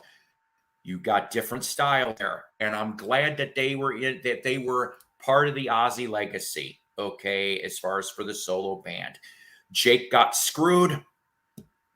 I've read things. Bob Daisley's talked about some of it.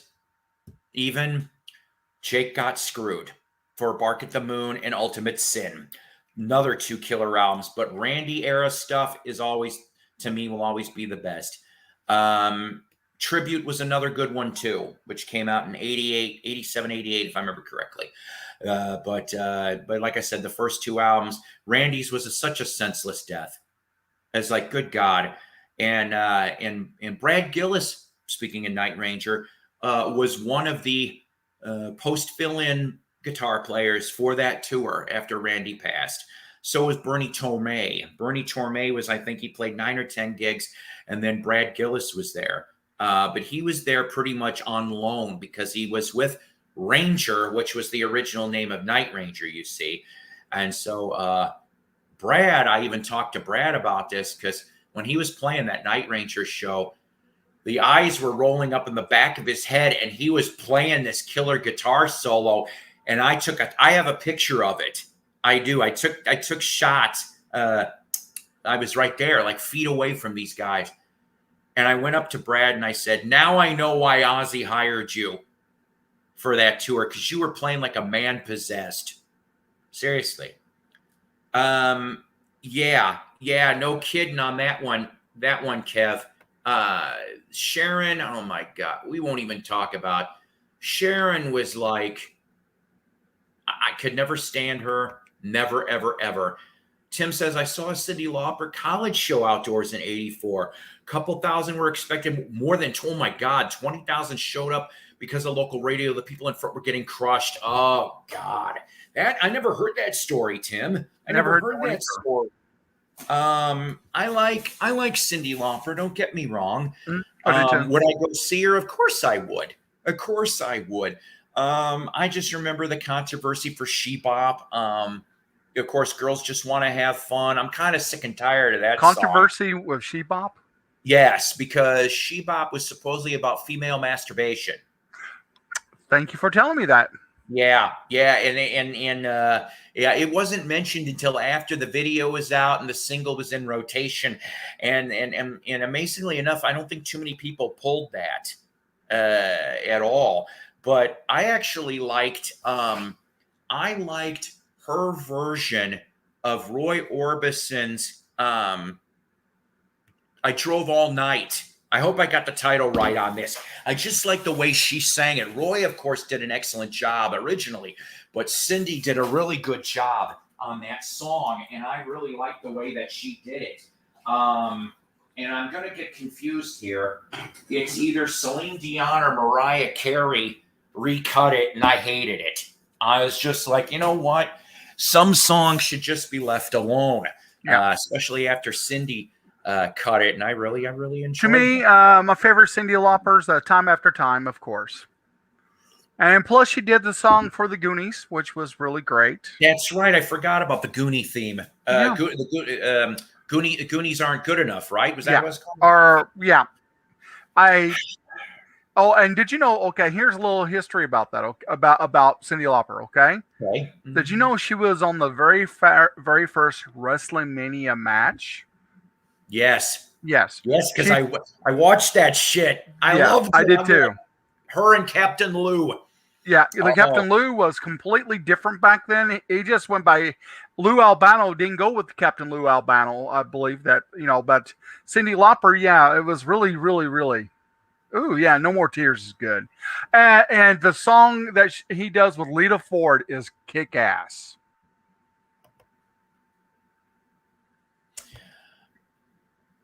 Cindy finished the show standing on top of the stack so everyone could see. No one died and the show ended okay. Thank God. That's the Cindy, way. yes, sounds like she handled it very well. True Colors, Yeah, good True song. Colors is another one I like. I do not like Phil Collins' version. I don't know. Whatever. I like it Um, because I pretty much like everything that Phil Collins or Genesis or both do, right. And if I remember correctly, the last video we had, which was 2 weeks ago, we talked about Phil having to be wheeled out in a wheelchair. I just feel bad all the way around on that. I don't under. I just hopefully they can get through the tour with not so much Well, he's mostly doing vocals problem. now because I heard that his son is the drummer now. Is that correct? Right. Yeah. Nick Collins is. Yeah. I think that's Nick. Is the drummer. Yes, I like early Genesis too. And you know what, Mike? Let's talk about this for 2 seconds only.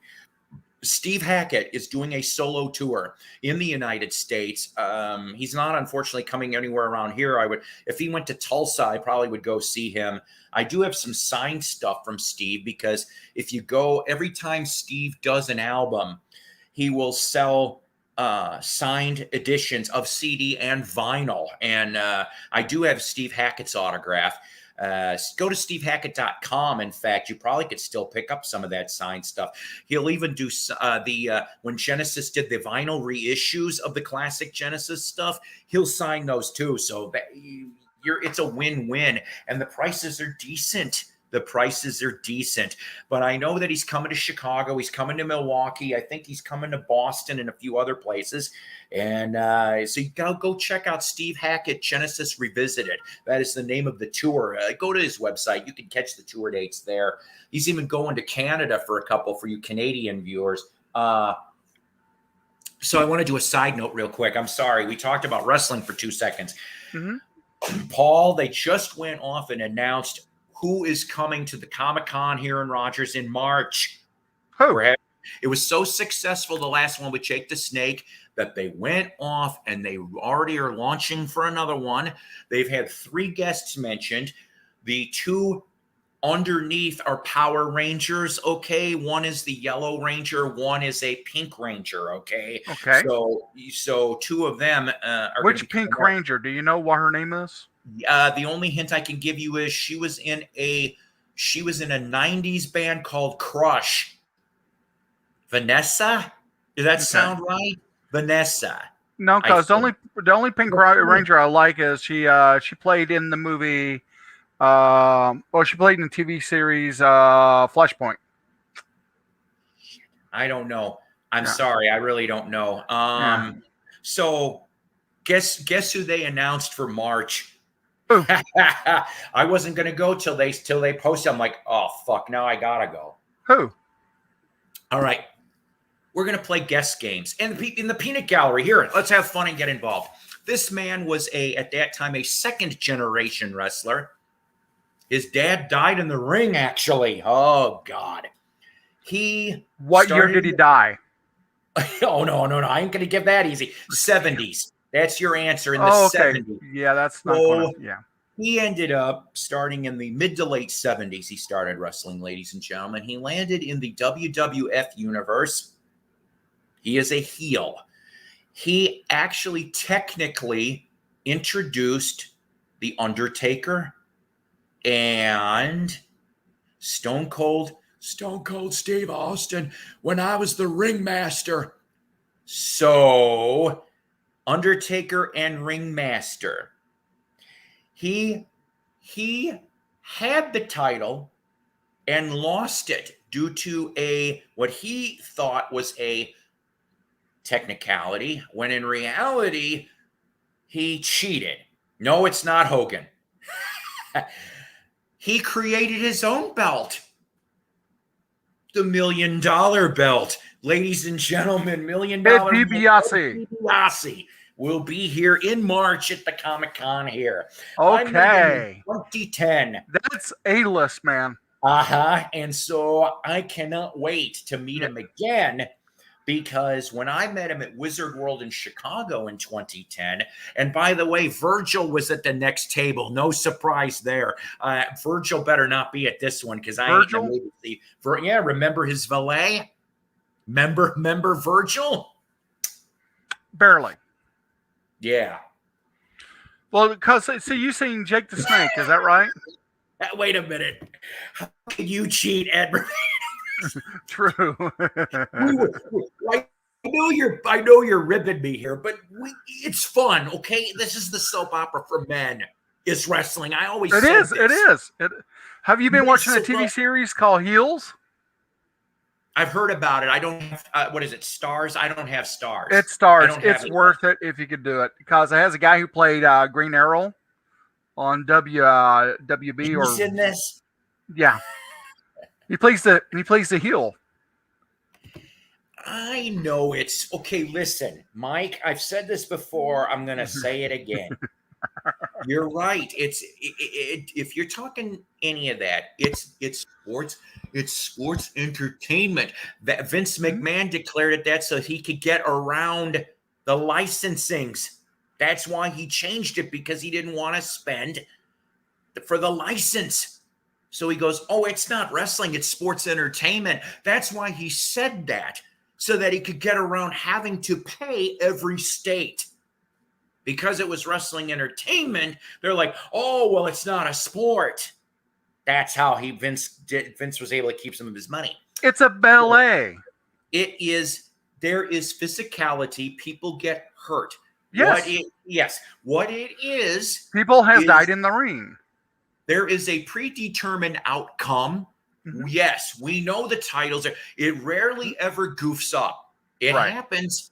And believe it or not, there was one or two title changes that weren't supposed to happen, but there was certain elements in that ring at that time with miscommunication or injuries that caused that title to change hands. But 99% of the time, the outcome is predetermined. We know what the hell is going to, we don't as fans, but they know what they're doing mostly. And I don't give a shit. I thought it's entertainment. It's entertaining. Was fun. And yes, I would say about 75% of the injuries that happened in the ring were fake. Yeah. But let's face it, Owen Hart died. Yeah. Sting's career got disabled. Yeah. You have. I mean, come on. It's okay. Yes, it's a storyline. Okay. Yeah. You know who the bad guy is, who the good guy is. Okay. Most of the time, the good guy wins, bad guy loses, but sometimes there's a little twist to it. But come on, if you can jump off a third rope and land on your friend, Yeah. It's fun to watch. Yeah, I mean, mean Mark Calloway, ladies and gentlemen, Mean Mark Calloway, who would end up being, of course, the Undertaker. Mean Mark in the late 70s, all the way to the late 80s. I remember watching him World Championship Wrestling back when it was called, I think it was called Georgia Championship Wrestling, but it was on TBS. And I remember do you remember what Mean Mark Calloway's finishing move was at all by Before he chance? became the The original? Undertaker? Yes. No. The heart punch. Ooh. The heart punch. Bam! And what happened was, at least from what I remember, is he went to Japan. A lot of U.S. wrestlers and Japanese wrestler had this cultural exchange. They would be exchanging all the time and going over. They'd make shit tons more money in Japan than they would make at your regular house shows, for I'll be for the back indie one stuff. moment. Okay.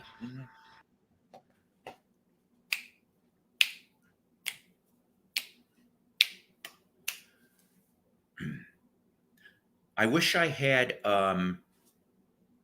music for 2 seconds. Right. The Boston Crab. That's right. That's a bitch of a move. That is a bitch of a move. You said, yeah, in the 70s for 5 minutes, huh? I started watching wrestling early 80s, and they had WWWF, which stood for Worldwide Wrestling Federation. Okay, so they had 3 W's in their name in the early 80s. I think they also called themselves Superstars of Wrestling. That was what they farmed out that show for that. So I got to see a lot of those. I also got to see WCCW, which was World Class Championship Wrestling, which was based out of Texas. That's where the Von Erichs and Baron Von Ratschke and a few other ones came through. I really fell in love with wrestling because we had indie wrestling organizations. At that time, we had Windy City Pro Wrestling. We had NAWF, which was North American Wrestling Federation, okay, which was based out of Beloit, Wisconsin. So I got to see some of the up and comers before they got big. I got to see CM Punk through Windy City and Ring of Honor Wrestling. And of course, Punk is big now, still, of course.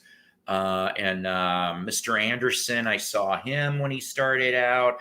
Christopher Daniels, the Fallen Angel, I saw him also. A lot of different ones came through that were young, and I got to. I was impressed at one point with the wrestling autographs I did have, and of course, I got to meet people like Dirty Dick Murdoch, Coco Beware, Iron Sheik, Marty Jannetty, all kinds. I got to meet a lot of them through these Windy City shows, and they would all sign autographs freely. Of course, they had merch tables. Yeah, I'd buy out an 8x10 or something, to help them go through, because that shit's a rough life. Now, if you've never seen the movie The Wrestler with, oh my God, what's it? Mickey Rourke. Watch it sometime. Even if you're not a wrestling fan, it's still a damn good movie. Okay, The Wrestler with Mickey Rourke, because some of that stuff they interviewed various wrestlers, and so they got to, yeah, Andre. I would have loved to. You know what? I would have loved to have met Andre. Okay, I really, really would have. I heard a lot of funny stories and some not so funny stories. Yeah, right. Jorgen loves his sports. You're right. I do know who you're talking about. I did get to meet a handful. Who did I meet? Lita, who of course was manager for the Hardys. Matt and Jeff at the time. Dawn Marie, I met her too. I met China. China was beautiful when she started out. Okay. Yeah, Marissa Tomei. China, God, what a horrible end to China. All right. part of it was her ego really got high up. Okay. I got to meet her when she was pretty humble still. And I always had a soft spot for her. I really, really did. We got to talk for a couple minutes after I met Triple H in the mid 90s. Is when I met them. And I've met a lot of them. You know, I mean, I treat them. Yeah, you're right, Mike. I think Mickey did get an Oscar nom for that. You know, the Glow Girls of Wrestling. Dorothy, I'll tell you something. I remember the original Glow. I think I watched 1 or 2 episodes back in the day, but and some of them did end up going to the bigs after Glow shut down. But I saw the first season of Glow on Netflix. I don't have Netflix anymore.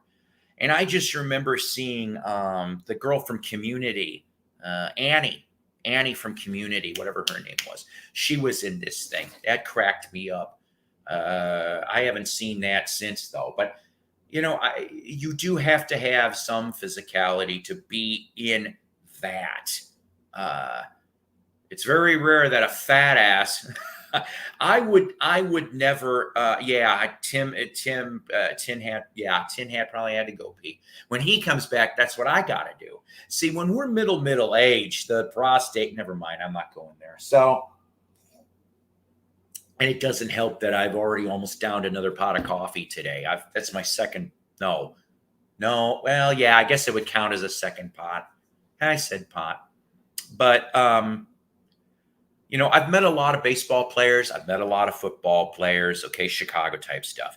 And even though wrestling is not in that category, that's still a sports type category. Okay, so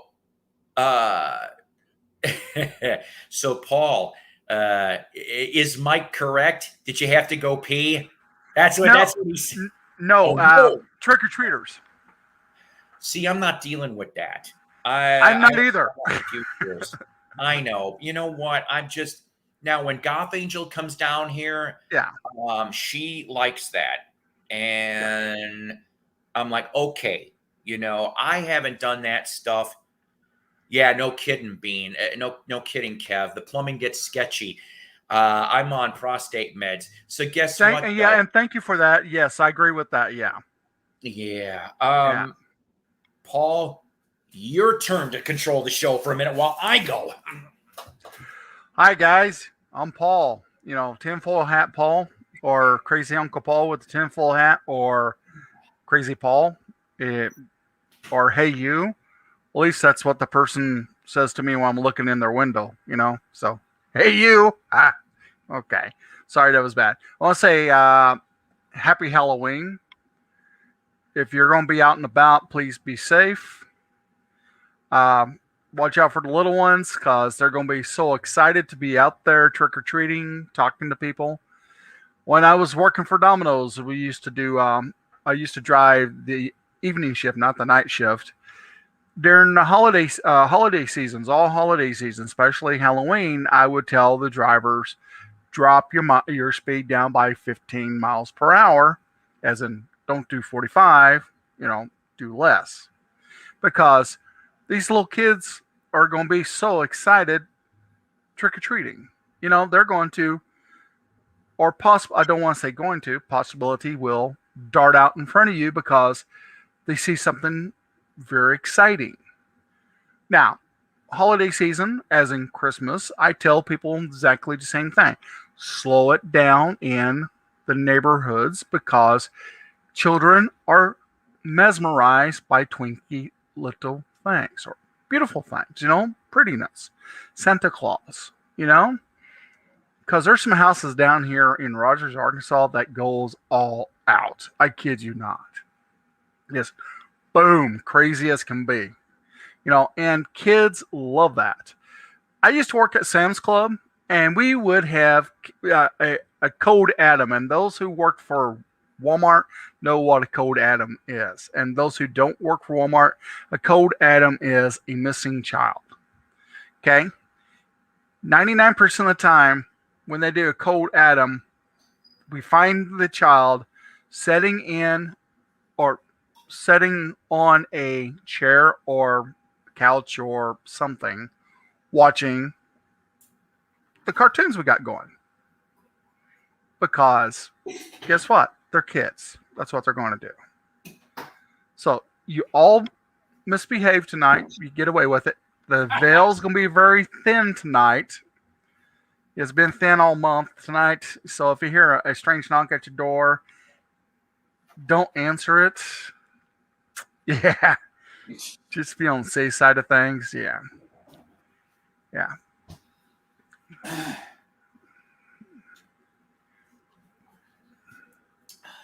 Oh, so okay. You had a home. So you do code Adam. The reason, down here in Arkansas, the way I was told is code Adam is a generic code for missing child.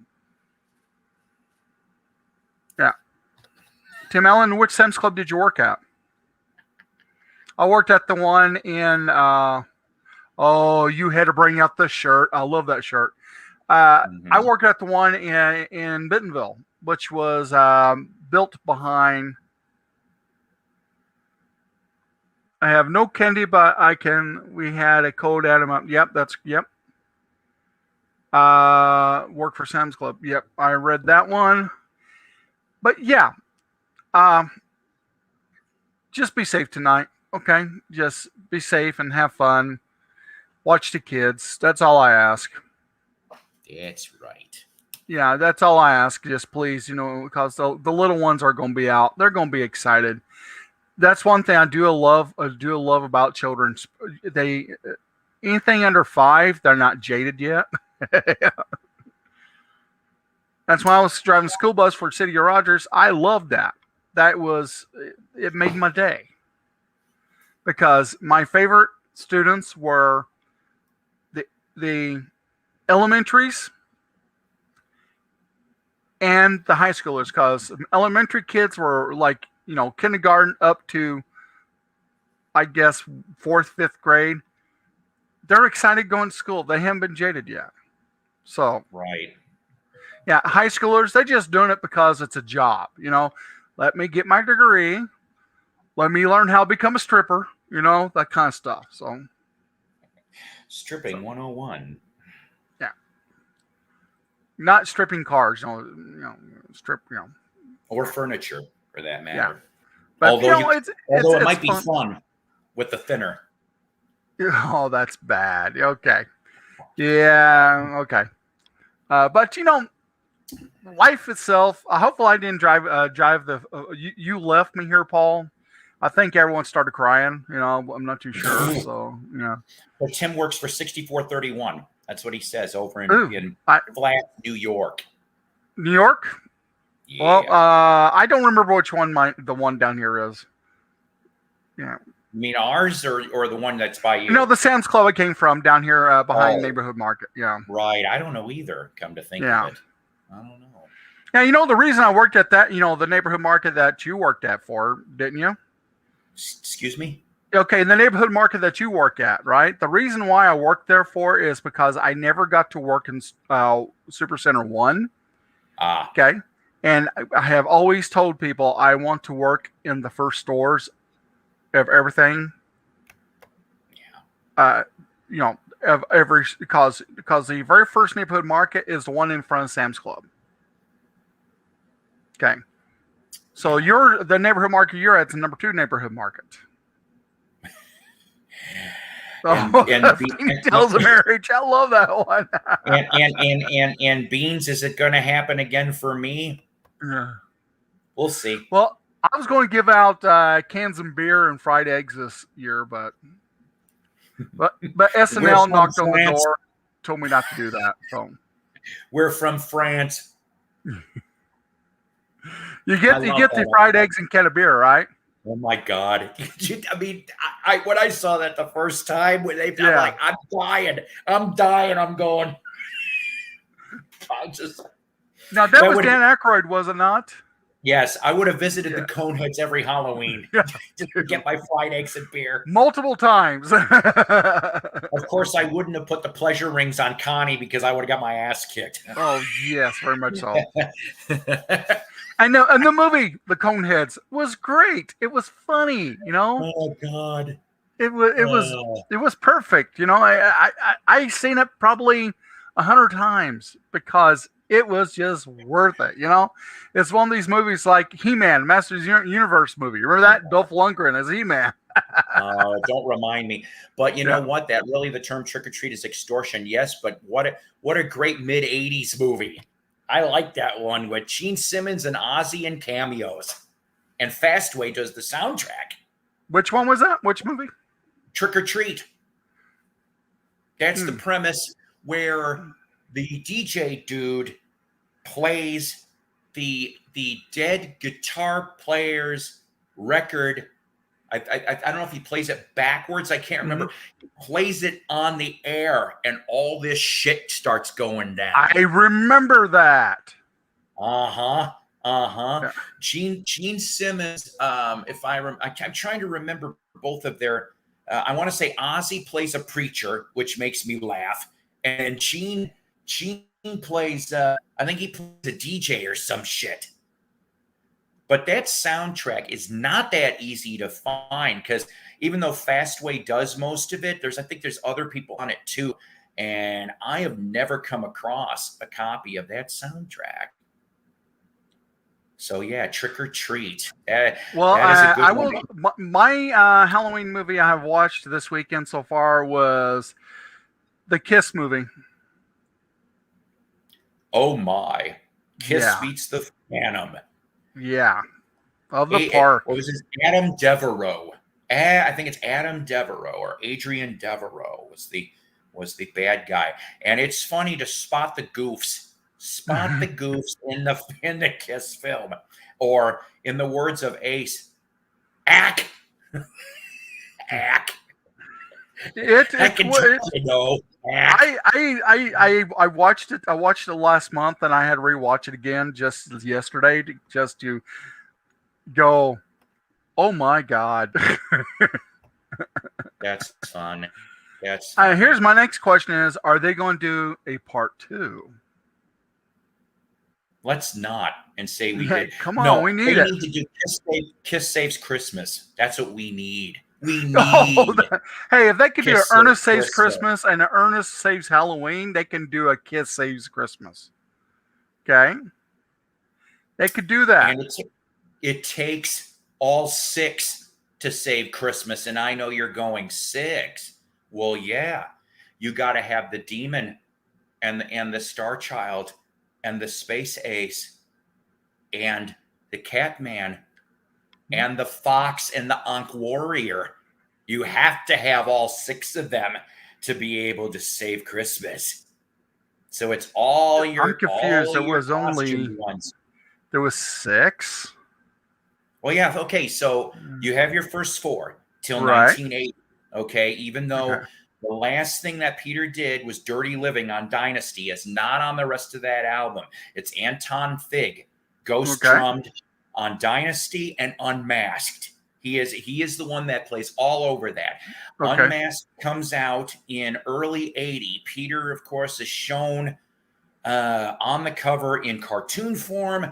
He agrees to come back one more time for the Shandy video, which, if you look at it kind of close, is a little bittersweet because that was the last day that Peter was a member of Kiss until 96. And there was a lot of sadness around that video. And Did you see Kiss when they were down here? Yes, in 2017. Were they good? Yes. Okay. Yes, they were good. And I took John. John loved it. John knew of Kiss because there was a video. Oh, hey, we're going to have another guest here. John remembers Strutter because I can't remember what video game had Strutter. And that's why he wanted to go. Ladies and gentlemen, we have this wanker. This wanker. The best wanker. the best blanker. Well, admitting it's the first step of the 12-step program. Tim Allen, I agree with that. I did watch it, and to cleanse the palate, I watch Ernest Saves Christmas. What is up? What is up? What is up? Peace and love to the world. Peace and love.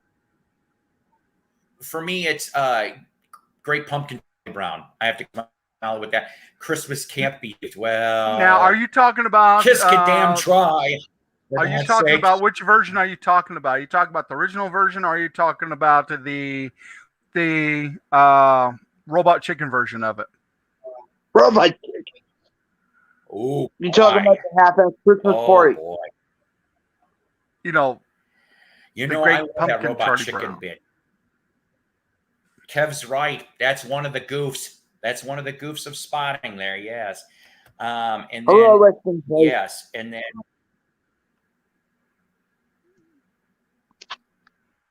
Creature Night had Ace on the cover in '82. He didn't play a lick on it, but I do love the video. I love it loud. I thought that was pretty damn good. And actually, if you go on YouTube for Ace Frehley Kiss appearances in '82, this is where I don't I know that it's tied to deal with Polygram Records. This much I know, that in 81, 82, there had to have been 3 members of Kiss for the contract to continue. That's why Ace is on the cover.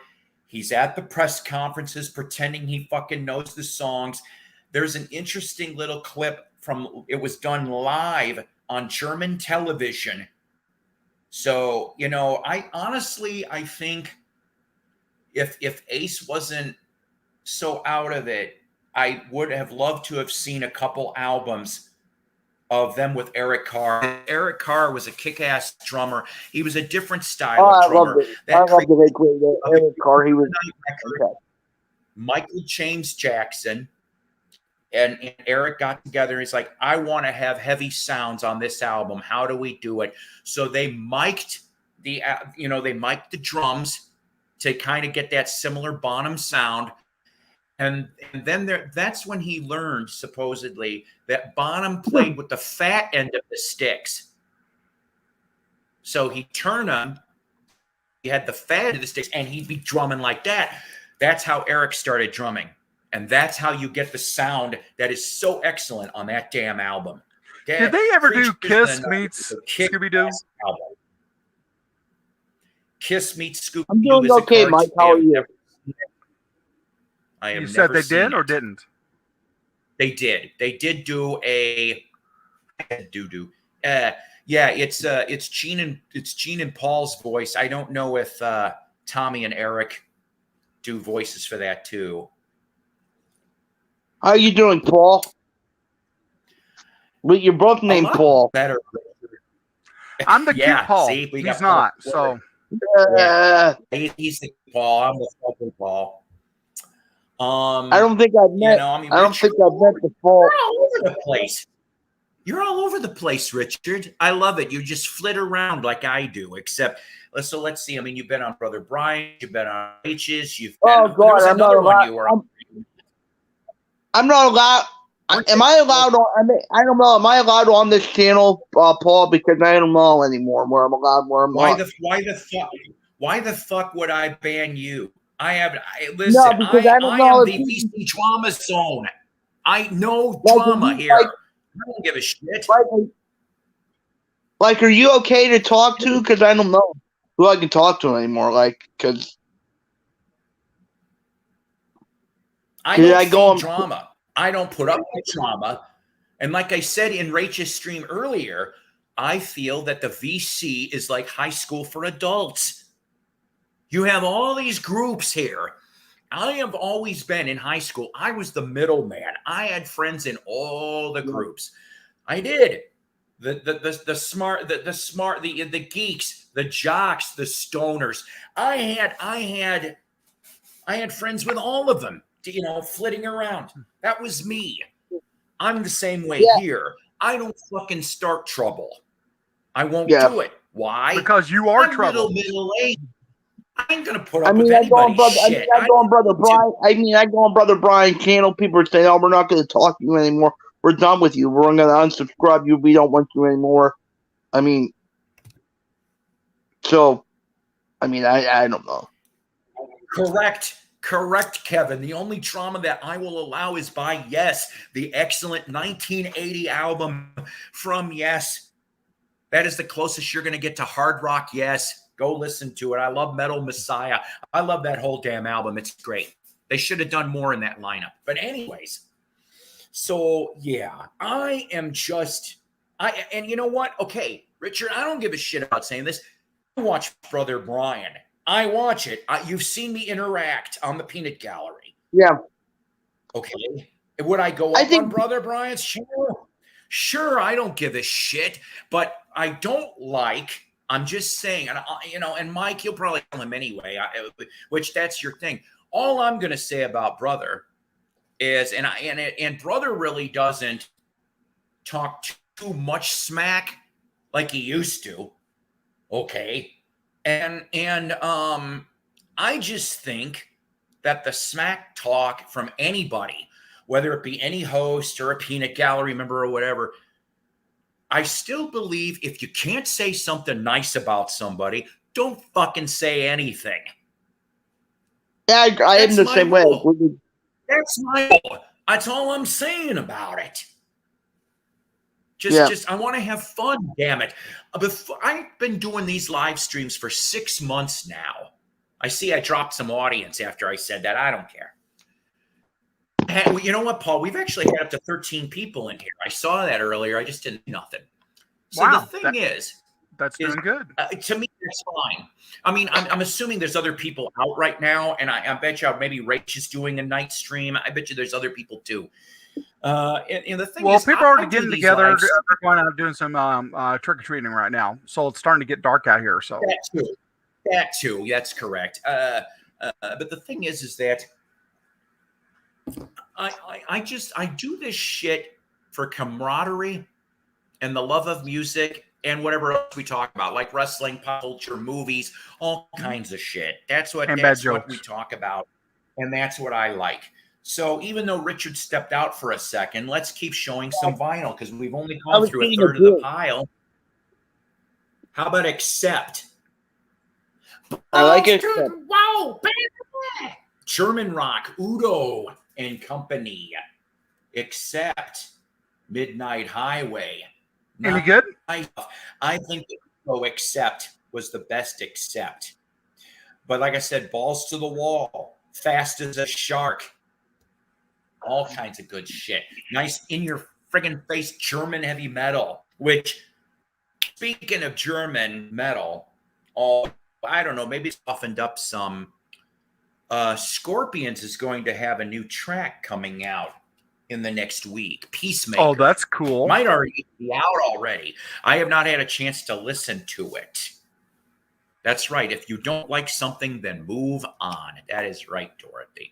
And yes, Zeb, excuse me, Machine Messiah is fantastic. Yeah. Paul likes a lot of stuff I probably would never listen to, but I'm an old fart, so there you go. Mike, I get that. Kevin, I don't mind language, but Brian has to drop F-bombs every other word. It's a bit much. Well, that's what you get with Brother Brian. Whatever. Yeah. Whatever. That's what I say about this. Okay. I mean, the thing with Brian is I don't really like everything he says, and if I don't like what he says, I'll say it. But I don't think he's a horrible person like everybody thinks he is. I don't think he's a bad guy. Look, I'm not going to call anybody out. To me, I'm like I said, if you've got something, if you don't have something nice, don't say it. Now, I do like Brian for his when he's talking about his technical stuff. I thought that fishing video that he did in the middle of the night was kind of interesting, actually. But so Def Leppard, yes, I know Def Leppard. They talked about Leppard. Probably, in my opinion, has gone on way long. To tell you the honest truth, I have not liked the last couple albums they've done. I think they're pretty pedestrian. But in the '80s, they could do no wrong. Oh, you can't beat I actually, this was the first album I got. Even though MTV played stuff from On Through the Night, which I liked some of that album, which was the album of this. This was the one that I bought brand new, and as you can see, it's still a type sticker. It's even got the, I think this could even be, yeah, this is a Walmart. Oh no, it's a Kmart sticker because it was $7.27, and then they took it down to $6.77. But this album here was a damn good album, and the first song that I actually remember hearing from this was "Let It Go." Oh, that middle part of for the BC. I tell you what they put on. I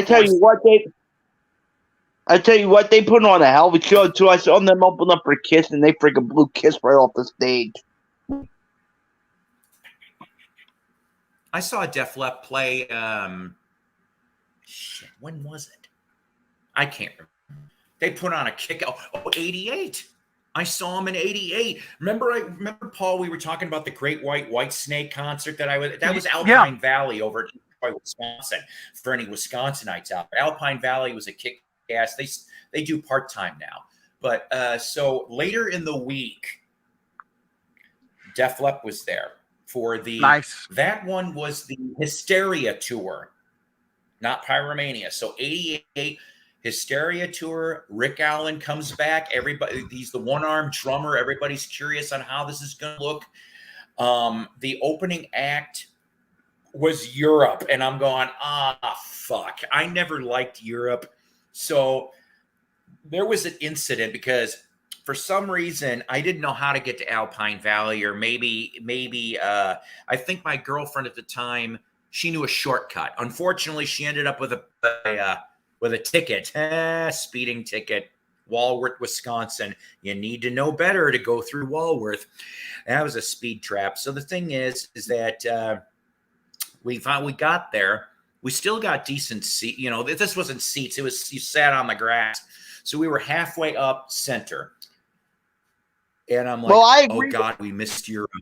I said, and I turned to Sonia, that was her name. And I said, thanks, baby. I said, I didn't want to see Europe. And I said, thank you so much. And the next thing I'm like, oh, fuck me. And I heard, I'm like, son of a bitch. And they come out and do Final Countdown. That was the encore. And I'm like, damn it. And I turned to her, I go, we couldn't have been late for 10 more fucking minutes. So Lep put on a great ass show. Oh my God, did they ever? And Joe Elliott, I mean Phil Collins, and they just came. Joe Elliott, Phil Collins, I mean they just came out and they were fantastic. And then you got to see Rick. If you have a chance, you've got to see Rick Allen live. I mean that is it's amazing to see him play live. Yeah. I mean, like I said, yeah, live, I probably would still go see him. It's just, I just don't like the last couple records. That's all I'm saying. It's like, to me, that just seems like they're just treading water, and I don't like it. So that's what I know. These are in no particular order, by the way. We were talking about these guys earlier. Another Ozzy, good old Ultimate Sin. You know, this was the only time that, hey, look at there. This was the closest I almost met to meeting Ozzy. Ozzy actually came and did an album signing at what was called Rolling Stone Records, which was in Norwich, Illinois at the time. You had to get wristbands to get in. And you had to get there in the morning. We missed by 10 minutes. Me and my buddy getting fucking wristbands to meet Ozzy for this. Man. I know. And I mean, so your Jake E. Lee period, the last album, Phil Soussan, which, by the way, he's a chef, by the way. Phil is. He showed up on a couple of celebrity cooking shows. Phil knows how to cook. He also has a book, if I remember correctly, too. I don't know if it's a cookbook or a music book. And then, of course, the late Randy Castile for this. And I mean, you know, Lightning Strikes, Shot in the Dark, Ultimate Sin. God, just another kick-ass album from the Oz. My favorite is still Blizzard. I mean, Sorry you're sick, Tom. Here's one that does not get enough love. Y&T. Their Never heard I of don't original name, really of know course, any is... Y&T music. Oh, you've never heard of Y&T? Y&T I know did who a they few are. I good know who they are. I know who they are. I Well, just Tom, don't really know a lot about their music. they were known for Mean Streak, Mean Streak, Mean Streak. They do other ones too, but they were on A&M. Their original name is Yesterday and Today, and they shortened it to Y&T, you see. The first couple albums from the 70s is under the name Yesterday and Today on London Records. I actually have, I think, one of those two original albums. Unfortunately, Y&T has pretty much turned into a tribute band due to everybody but Dave Manichetti. Dave is the only surviving member. Everyone else is pretty much dead. But this one here, we were talking promos. This is a gold stamp promo, ladies and gentlemen. I only paid a couple bucks for this. But they still keep making albums. They still keep making albums. Go check them out. This one here, you're going to laugh. I don't know who went off and priced this at 10 cents, but that must have been what I paid for this. Back in 1987, such controversy. Yeah, Summertime Girls. Thank you, Kev. Summertime Girls was another big hit. But in 87, this caused such controversy. But I've always had a place in my heart for this band. I saw these guys live in 86. They were the headliners. Armored Saint was the opener at Bismarck Theater in Chicago downtown. We're talking Stryper and To Hell with the Devil. Yes, this is original. And look, ladies and gentlemen, 10 cents. 10 You paid cents. 10 cents. Yellow Attack. Gatefold. Here's a gatefold. I love these guys. I really, really do. It is 3/4 of your original classic lineup. Tim Gaines has not been for a couple of years. I don't know what happened. Doesn't matter. But Stryper keeps putting out albums. And guess what? Stryper is a lot harder than this now. And that's great. I'm glad. And they have another one coming out called Stripper. Is there a hot girl on the cover? Sorry, I had to do that, man. Okay. Is there a girl on the cover? I'll buy it. Yeah. So hang on a second. So let's starring see. Lucille Ball. You know, listen. I'm sorry. I have such a bad habit that I want to call you Zeb, and I know that's not exactly how. Is it okay if I call you Zeb, please? I thought it was Zeb. I thought it was Zeb. That's what I called him. I thought it was Zeb. I'm sorry if I said him. Well, it's Z with a space and then EB, but I like calling him Zeb. So forgive me, Zeb. I mean, unless you'd say "fuck you, Psycho," call me ZEB. But so he's asking me, what do I consider the very worst album or albums by Yes? Out of all honesty, to me, I was not a big fan of Tormato. That's from '78 with Don't Kill the Whale. Not a big fan of that album. I used to say Relayer, but Relayer with Patrick Moraz on keys is slowly growing on me.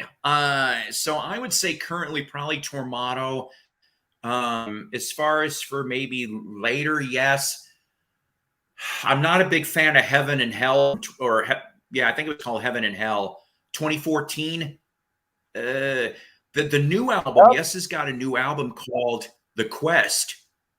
I have heard 2 tracks off of that. I want to order it, and I will do a review.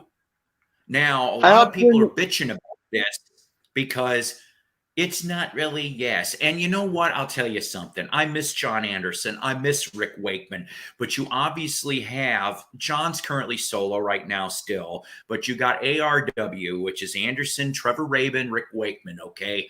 And they're supposed to someday get back together to do a studio album, so I'm told. And so your Yes Light, as some people calls it, and that's who I saw in 2019 at the Amp, was Yes, okay? So you're talking John Davison, who's been the singer for a few years now, you know, for replacing Anderson. Steve Howe, who still had the chops. Jeff Downs, who's on keys. So you're talking, he was on drama, 80.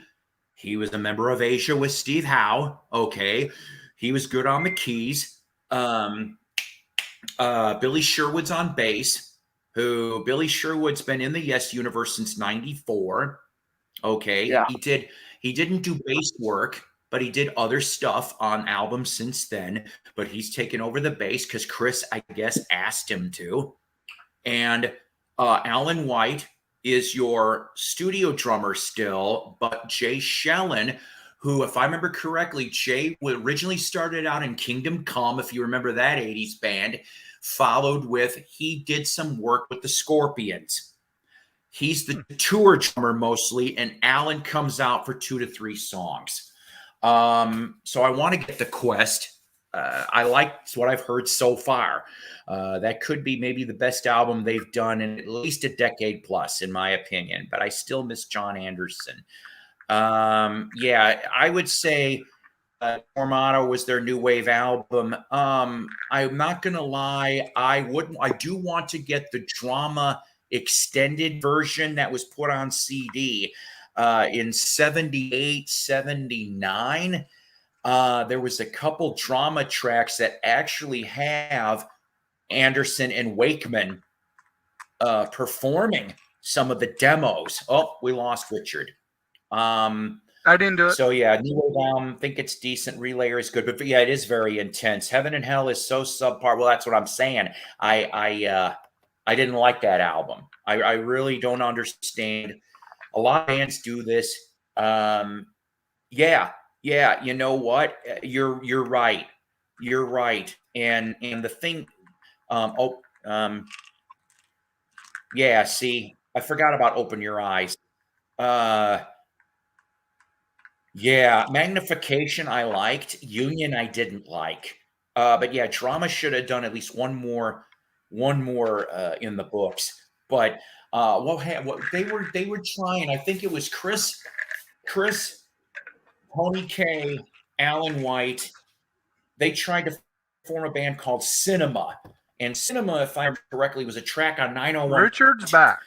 But Anderson, yeah, Richard's back. And Anderson jumped in, and somehow Rabin got in too.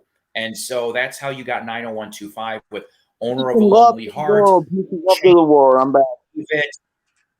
Yes, I love that. I love that album. Big Generator, I don't think got enough love as well when that came out.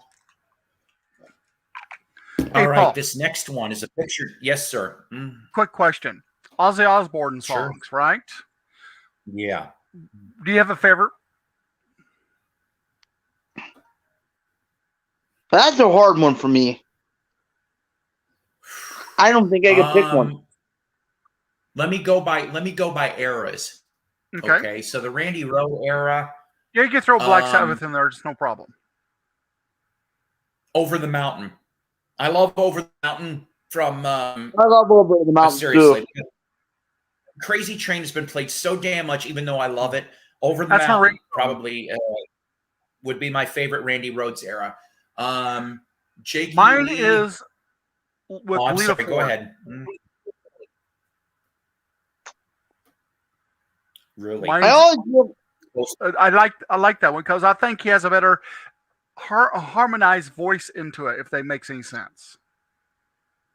Okay. I can't really, okay. I can't really pick one. I've always like Flying High again. You know, Bark at the Moon's good. Crazy Train's good. But for some reason, Lolita Ford, when he does that duet with Lolita Ford, that's the one that I remember the most. Close Your Eyes Forever, right? That's what it's called, I think. I believe so. I get what they were trying to do there, but I'm not a big fan of it. And it was like Leah Ford's big break. So, I mean, as a solo. No, see, Secret Loser from Sin. And there's one band I have not heard for a long time. I don't even know if he is still alive or not. Is Meatloaf?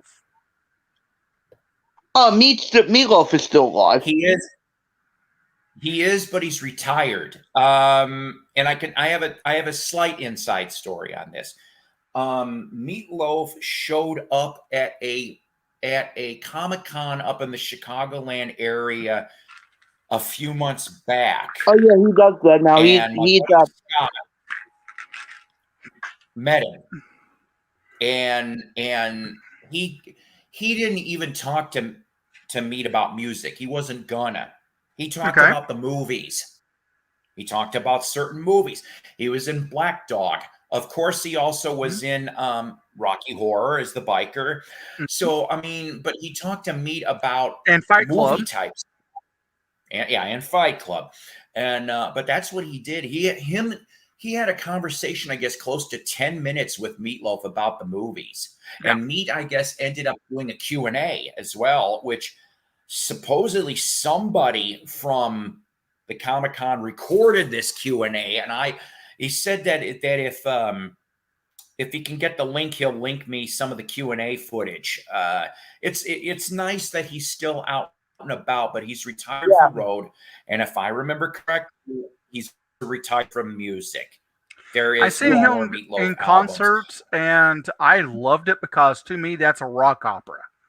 He's coming to the Comic-Con where I live at too. It's coming to my Comic-Con, and I hope he's signing music. Yeah. Oh yeah. No problem with that. I don't remember how much the prices were.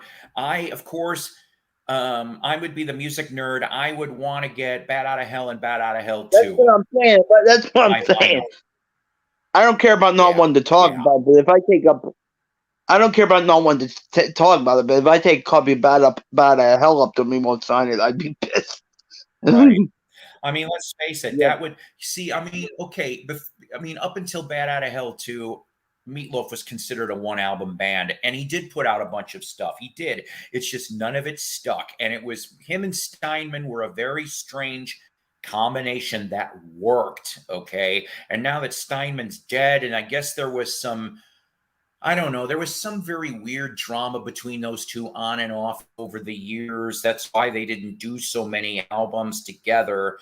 But I mean, you're talking... what was it? The Bat Out of Hell album originally, like the seed of all that had to do with Jim Steinman wanted to do a musical on Peter Pan. That's what this whole, and so to go from that to this, and then you had, and I mean, Meatloaf, he cut an album with some female named Stoney, and it was called Stoney and Meatloaf.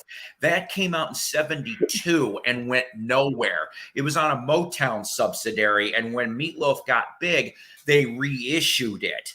Okay. Yeah, you know what, Beans? Yeah, Dead Ringer. Dead Ringer, that's another one that was filled full of drama during recording sessions for that. Supposedly the story went that Meatloaf couldn't sing, and there might have been some psychological attachment to it. That's why there was such a delay for that album. But it didn't even sell even close to what Bat Out of Hell did. But you're talking, so you've got Steinman and Meatloaf, right? You've got Rundgren, all right, and Utopia, and a couple members of Bruce Springsteen's E Street Band. That's who you've got playing on this damn album. Yeah. That's why it worked. That's why it worked. Honest to God, it was all that combined. And you know, you go to Dead Ringer. Dead Ringer is a disappointment compared to Bat. And yeah, sure, all the song got overplayed. My favorite Bat Out of Hell song still is You Took the Words Right Out of My Mouth. I love the way that's structured. Yeah. I just do. I mean, Bat Out of Hell, mini opera. Paradise by the Dashboard Light, mini opera. Yes. What's the other one? There was like 4 of them. Oh, 2 out of 3. 2 out of 3 ain't bad. Just going to bed. I cried icicles instead of tears. Yeah. I mean, everything he did, even Bat Out of Hell, Back into Hell. That's a brilliant lyric in crying icicles instead of tears. Well, on YouTube, there is a video that says Meatloaf Legacy. He was live on the 21st on this year, September 25th. It's on YouTube. Okay. Wait a minute. Live concert or the Q&A? Both. He did 3 songs. Okay. Well, maybe he can do limited. I don't know. The story I heard. Oh, we lost Richard again. The story I heard was somehow his back was fucked up. He's in a chair in this. Yeah. Yeah. Oh, Yeah. is he? Oh, gee. Well, last time I heard, he paralyzed his vocal cords. Yeah. If I remember correctly. Kev, with the Bad for Good, that was a strange record. I actually had that record, and I did listen to it once. And I could see Meat sing a couple of those songs. And, of course, a couple of those songs for Bad for Good landed on Bat Out of Hell, too. So, just a few years later, which I do like that second album. I do. I don't like Bat Out of Hell 3. I think he even tried a 4th. I just gave up. I wasn't going to. After I heard 3, I'm like, you guys really went too far. Yeah, they should have stopped at 2, to be honest. Here's the next one. Okay. Book came out. A book came out on him that he partially wrote. Part of this is written by him before he died. Autobiography? Or who are you talking about? Good old Ronnie James Dio, ladies and gentlemen. Okay. Here is a limited edition recordstoreday.com. This was from quite a while. A picture disc of Killing the Dragon. Yes. That's beautiful. Yeah, thank you. It says my copy is 917 out of 2,500. Oops. Yeah. Nice. So, I always love the artwork for Dio stuff. Of course, it says here, featuring the hits Push. I liked Push. Rock and Roll and Killing the Dragon. One of my big rock regrets was not being able. I had a chance to meet Dio, Doro, and Yngwie in Chicago. They were playing the House of Blues. I was a street team member for Spitfire Records, which was the label of all 3 of them at the time. And all I had to do was go be able to push some flyers at the House of Blues for another show previous to that. I wasn't able to do it due to a family emergency, and that's how come I didn't get out there, because all the street team members, I found out later, got to meet all 3 after the show. I did not Rundgren produce Bad for Good. I guess, yeah, see, there you go. I knew that he produced XTC. I don't have any XTC in my collection. I don't. I don't know why. I just never came across any. This next one we brought up. Oh, by the way, before that, though, the book that's come out from Ronnie James Dio that he half wrote, he should have started this book a lot sooner, in my opinion, but whatever. He starts out, so his portion of it is from his beginnings in the 1950s, because he cut doo-wop. He did some small 45s for Atlantic, Swan Records. It was Ronnie James Dio and the Prophets. Some very interesting stuff to look for 45s collectors. I've heard some of it. It's not bad. It's just different. And then, of course, he goes into a band called Elf, which cut a couple albums. Richie Blackmore ends up having Elf on tour with Deep Purple towards the end of Blackmore's run with Deep Purple. And basically, Richie goes off and says, hey, guess what? I'll take everybody but the guitar player from Elf. So Elf becomes Richie Blackmore's Rainbow. So the first album that comes out with the rainbow on the cover and the castle, that's Elf, minus Craig Gruber. That was the guitar player, if I remember correctly. So that's how Dio lands in the Rainbow universe. And Ronnie finishes up, while he was alive, his days in Rainbow, and then he died. So he didn't get to even go to the Black Sabbath days and all that, which is too bad, because I really would have loved to have seen some of that stuff as well in the book. Kev says a band I was in 1997 played at a high school gym in Sunbury, PA. Ronnie played there in the early 70s with Elf. I thought that was cool.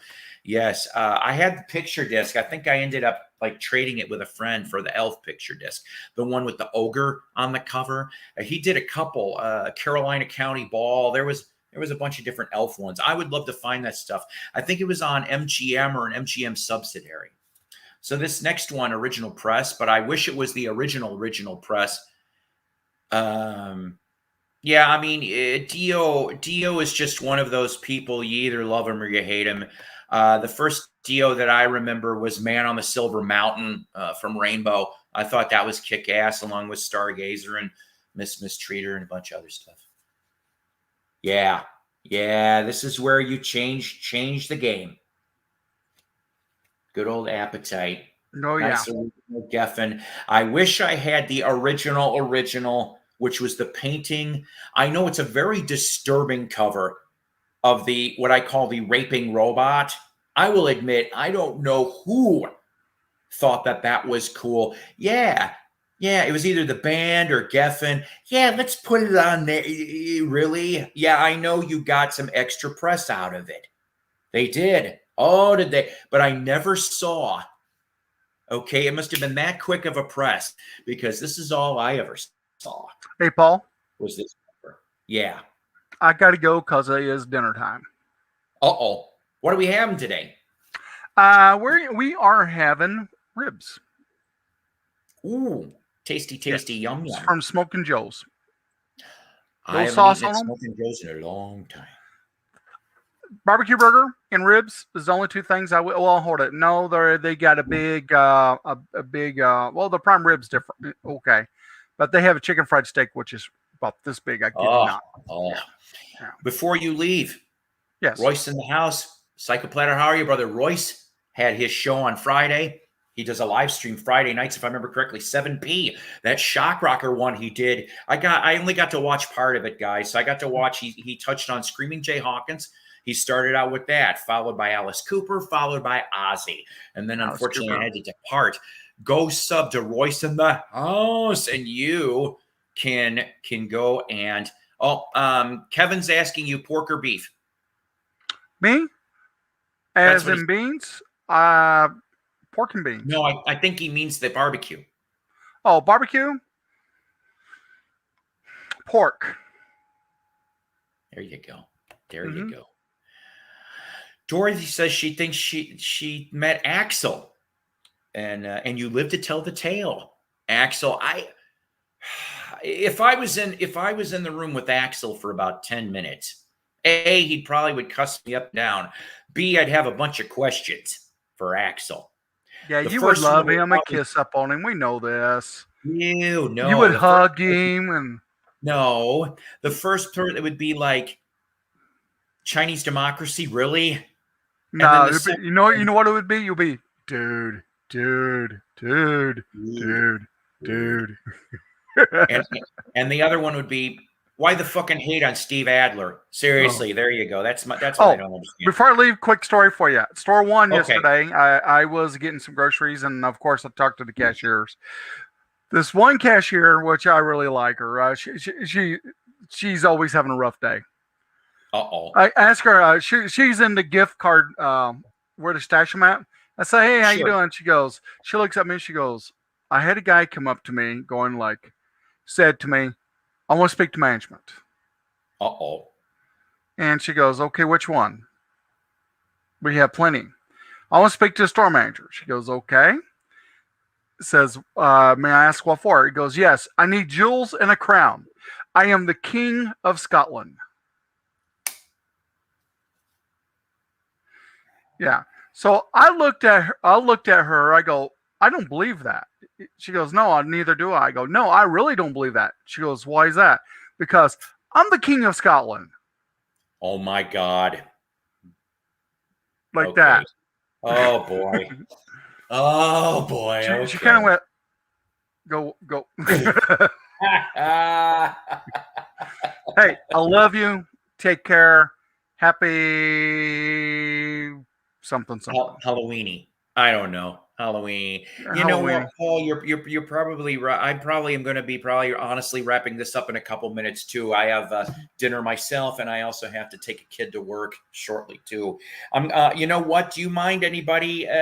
We do a part 2 on this. I still have enough. We'll do a part 2 on the '80s hair metal. Let me know when you want to do it.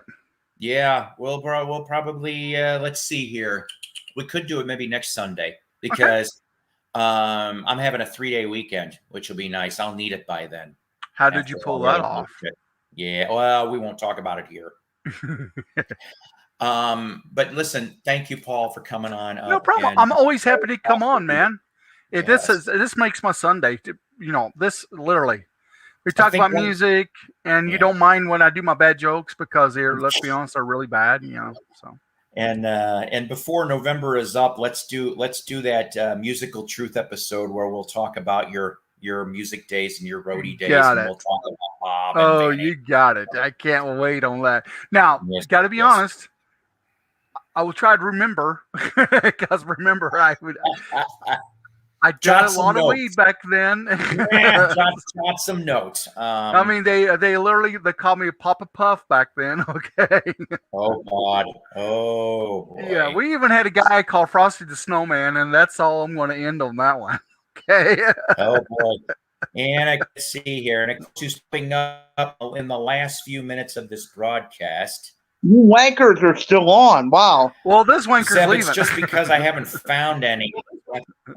Yeah. The 10 wankers leaving. So this is a long one, isn't it, for you, Paul? You're usually only on for like the max 2 hours. So it's because of me. That's why. One I've ever had was 3.5 hours. I've done a 3.5 hour broadcast, but that's not going to be 3.5 hours today. We'll probably cut this in the next 5 minutes. I think I was on that 3.5 hour broadcast. You were. Yeah. It's my fault, Richard. Just blame me. Just blame Paul. It doesn't matter which one. Yeah. Just blame Paul. Sure. Just yeah. Okay. Go. Richard, you have a nice evening. Paul, you have a nice evening. Let me know when you want to do it. Okay. All right. Take care and have a beautiful night. Bye. Thank you. Thank you very much.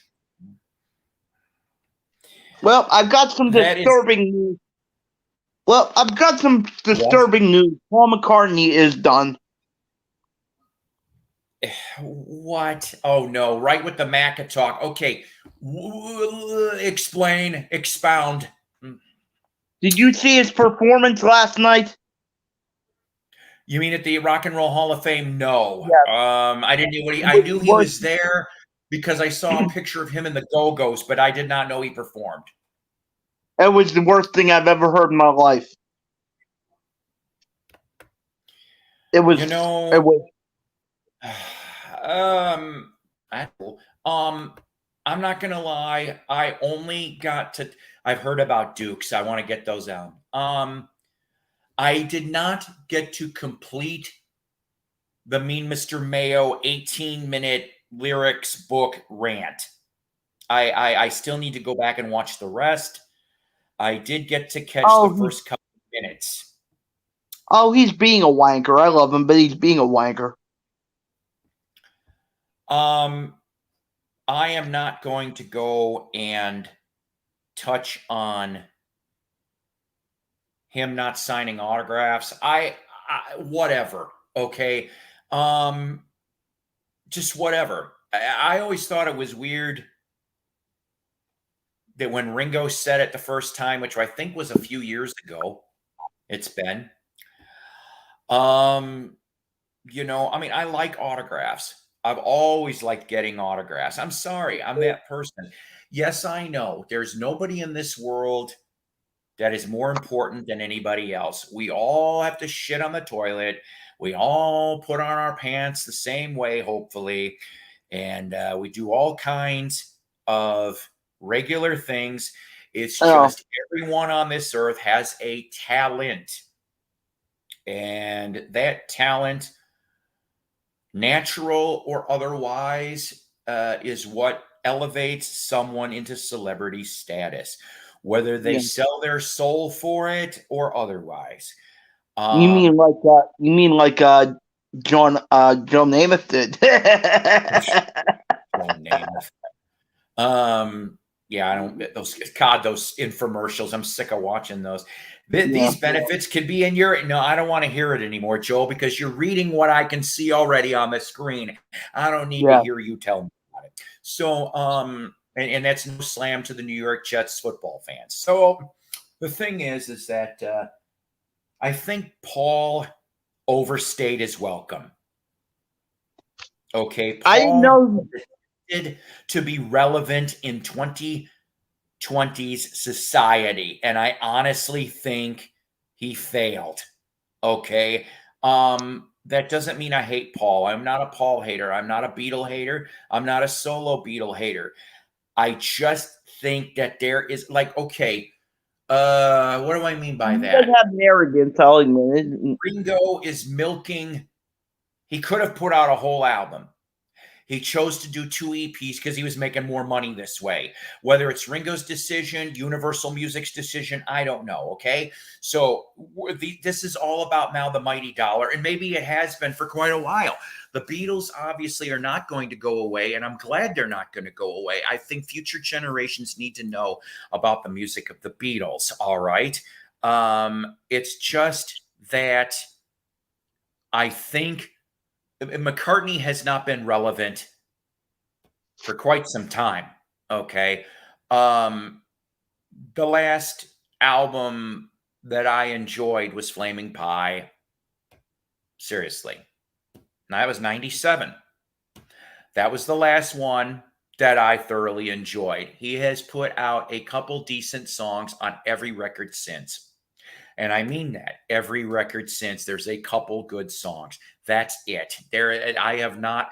That doesn't mean I hate the man. I just honestly think that he's lost touch.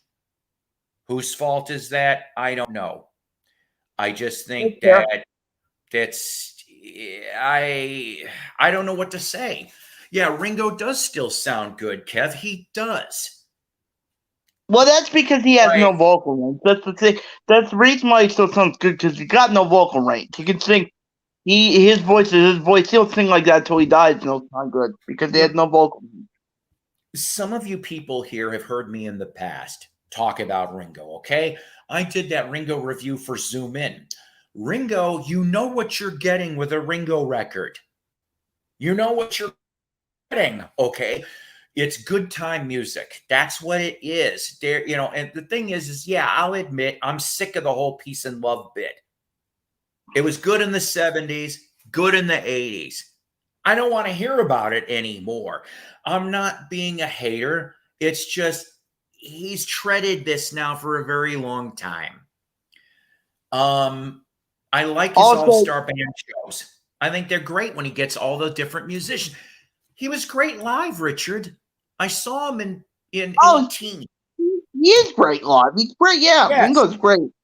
I haven't had the opportunity to see him. I'm hoping I can see him next year. It's coming next year. I'm hoping I can see him. Yeah. I think that was great. Okay, I do. Let's see here. Zeb, I did. Also, Zeb. McCartney, Wings Over America. Also, Zeb. But there are Also, Zeb, I didn't know that Paul did Let It Be last night. I'll have to look that up. But I heard Get It Back, and it was awful. It was pitiful. It was the worst thing I've ever heard. And I felt embarrassed for him. It was terrible. But if you said that Get Back, Let It Be was good, then I'll have to look it up. I think I gotta agree with Royce. I don't know what Ringo did. I think, okay, you want to know something? I think Ringo's going to be the last Beatle standing. I really do. I think Paul's going to go before Ringo does. Unfortunately, I think you're right. Paul does not look good.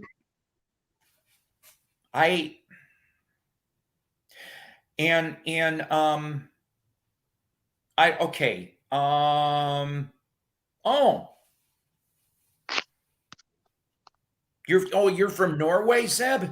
I didn't know that. Did not know that at all. We're Get Back with Foo Fighters. If I see another photo of Ringo flashing a peace sign, I'm going to go straight to the sun and burn my eyes. I know it's so old. I mean, that's his signature, though, isn't it? But it's so, I mean, okay. Let me just throw this out there for 2 seconds. I'm a nerd. Okay, I always been with the Beatles stuff. Stephen Royce agrees with me on this. So in 2018, I had fifth row here in Rogers, Arkansas. Okay, yes, I paid a little more, but it was worth it. I was fifth row center. All these people were doing this, but I was doing this. Okay, a piece and a point. After a few songs, Ringo did piece and a point back. That's when I knew. I'm like, you can see me into the fifth row. Thank you very much. And that, you know what? I felt so giddy for that validation. I'm such a nerd. And I'm like, Ringo went piece and a point. And that's the only time he did it too. And I know that through the whole show because I stopped doing that. And I just felt so validated. And yeah. Oh, if Ringo acknowledged me, I would be like, yeah. But I mean, okay, I think I would have rather met Paul in the 70s and 80s. Seriously. I think we could have had an interesting conversation. I will tell you who I really, out of all four of them, though. I mean, yeah, I would have loved to have, okay, I know this sounds bad, but back when Ringo was an alkie, I probably would have loved to have had a drink or two with Ringo, okay? And just not even I wouldn't have brought up fucking Beatles. I would have been like, hey, it would have been music talk, but let's talk about what you like. What are you into? Would have been that kind of shit. Or maybe his movies. I'd have been like, hey, how are you? With John. John loved to go to a particular coffee shop near the Dakota when he was there. He'd be smoking his, I hope I'm pronouncing, Gitanis. There were those little French cigarettes that supposedly smell like shit. But he loved that stuff, and he loved a good espresso. I would have loved to have had a couple good cups of coffee or espresso with John. And Yoko, too. And I would have just sat there and let's just talk. We don't have to talk fucking Beatles. I don't even want to talk Beatles. Let's talk about you. Let's talk about society. Let's talk about I would have loved to have had coffee talks with Lennon. That's it. Wouldn't have bothered him. I mean, you know what? Maybe I would have shook his hand. Or maybe I would have loved enough to get a hug from them. That would have been all I would have ever asked for. But we would, like every week, if I lived out there, I would have been like, let's meet next week. Okay. And just done the same fucking thing all over again. And George, okay, listen, I wasn't into George's religion, but I would have just sat there and gone, talk to me if you want to about Krishna. Talk to me about it. Because they all were born and raised Catholic over there, okay? Talk to me. What do you want to play? You want to talk about the ukulele? Tell me about the ukulele. You have this big ukulele collect. Talk to me. I wouldn't have brought up Beatles. I wouldn't have brought solo anything. I would have brought anything else. Maybe we could have talked about Monty Python. I'm with you. I would let them talk whatever they wanted to talk about. It doesn't matter. I would just love to admit. I would have loved to have met all four. Even though I'm not that huge of a John fan, I would still like to met him and spend time with him and talk to him. I mean, still a Beatle. Exactly. And I'm not going to lie, okay? I said this before. I think it was on my 40th anniversary of John's passing. So last year. And I went off and I said, and this was before John died, when the Just Like Starting Over came out as a 45. And I was like, I would love to send John a letter. I was at that time 12 going on 13. And I was trying to figure out, because I knew that he lived at the Dakota, but I didn't know any more than that. And I felt stupid. I didn't know how I could have addressed it. But I really wanted to send a letter or two. I would have wrote to John and Yoko, because that maybe would have got their attention. more than just John. I would have been respectful to Yoko because Yoko was John's wife. And when I was growing up, you respected people like that. Whether it was your next door neighbor or I would have respected both of them. Okay, that's how they went with Geffen Records, by the way, was because David was smart enough to respect both of them as a unit, as a team. Okay, I would have respected both of them too, and I just would have loved to have written a couple letters because I'm told John sometimes would respond. I found this out after his death, but he would respond sometimes. Yeah. And I'm like, could you imagine, no pun intended, getting a short letter, short with maybe a little illustration from those two? And I would have been like, I would have sent a fucking Christmas card. They would have been on my Christmas card list. It's like, here you are. I'm nerdy. I would have done the same thing for the Monkees if I knew at that time how to reach. Well, all of them at one point were really good at like doing that. If you sent them a letter, they wrote back. Not now, but like I've heard like Ringo until he stopped signing autographs, you send him a letter, he'd send you a letter back. George would send people letters, and Paul would send. Well, Paul sent me letters that I've heard send people like or they all did that. Like right, yeah. So I mean, it would have been fun. It would have been fun. All right, Greg Man. If I would have met Karen Carpenter or Janet Joplin or got a letter from either of them, I would be in awe. I would have been in awe. I think Janice would have been cool. Janice would have been. I think I probably would have shared a swig or two of that Southern Comfort if she would have passed the bottle. Karen, I think, would be very interesting. I'm led to believe Karen had a nice intelligence that you could have a conversation. That's what Gene Simmons said when he met her in '76. They were in the same hotel together. Yeah, I can't. And yeah, supposedly the story goes is that Gene found out that the Carpenters were in the same hotel as Kiss was.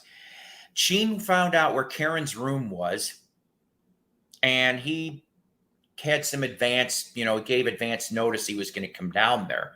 He knocks on the door with originally the intent of betting her. That's what he wanted to do. But the funny part about it is, well, yeah, it's Gene. But the funny part about it is that they end up talking for hours and hours until the sun came up. And I'm just like, see, that's pretty cool. So that means that she was very mindful, and I guess from what he said, there was some pretty intelligent conversations there, at least on her end. On her end.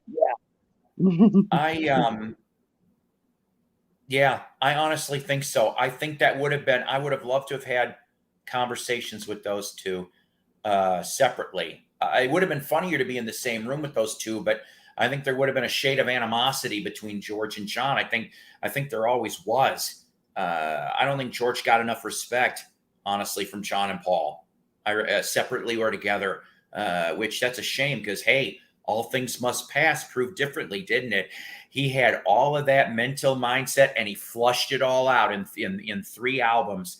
And there's a lot of killer material on that damn thing.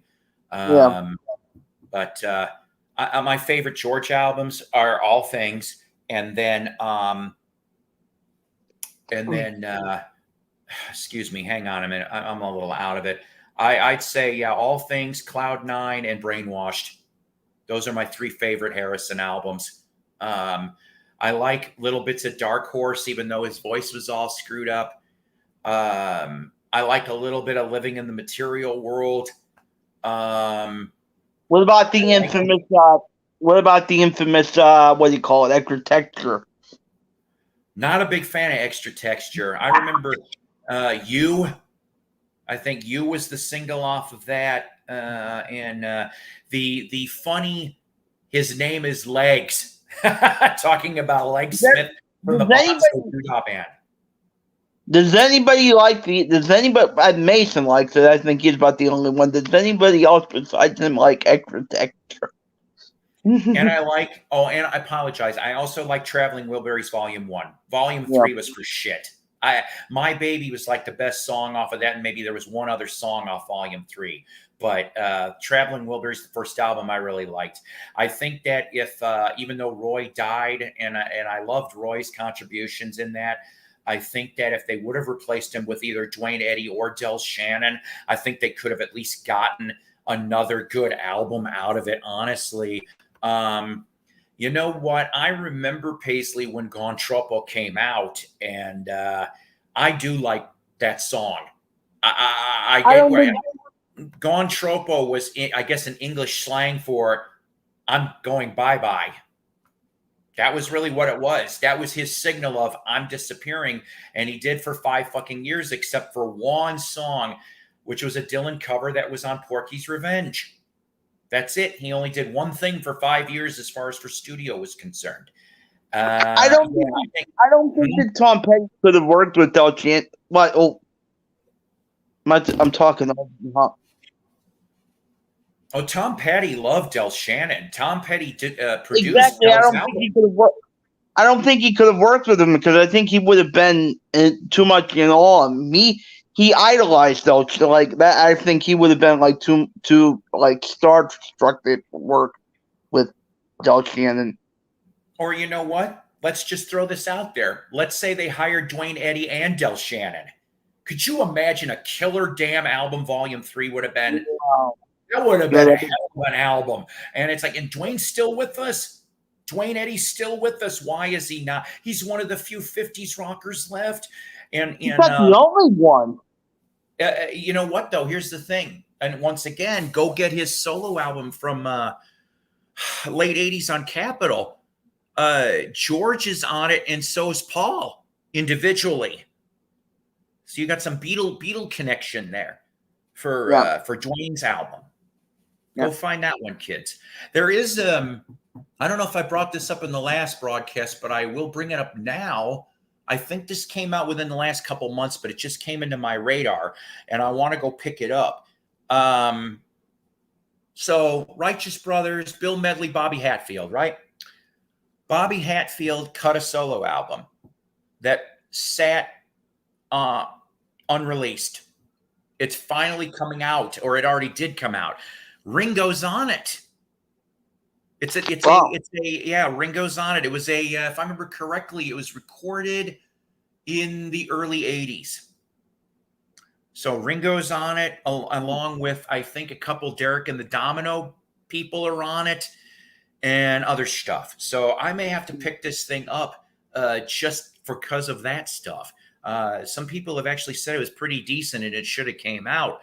But let's face it, if your name wasn't Bill Medley in that duo, you were doomed. Poor Bobby Hatfield. Bobby Hatfield. I remember. That's another regret I had, Richard. I won tickets to there was an oldie station in Rockford, Illinois, near where I lived. And I won tickets. It was, if I remember correctly, it was one of the Righteous Brothers' final tours before Bobby died. I should have went.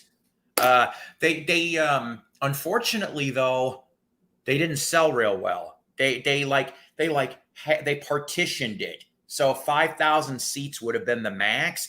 I'm led to believe only 1,000 people showed up for that, which is sad. Yeah. The Righteous Brothers are like, I don't think they have a fan base, but it's not.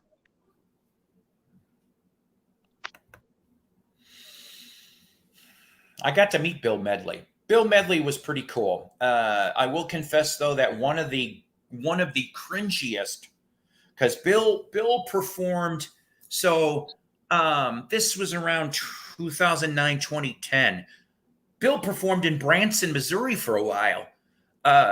Bill would come on normally first, and Paul Revere and the Raiders would be second. They'd have an intermission, and then Paul and the Raiders would show up.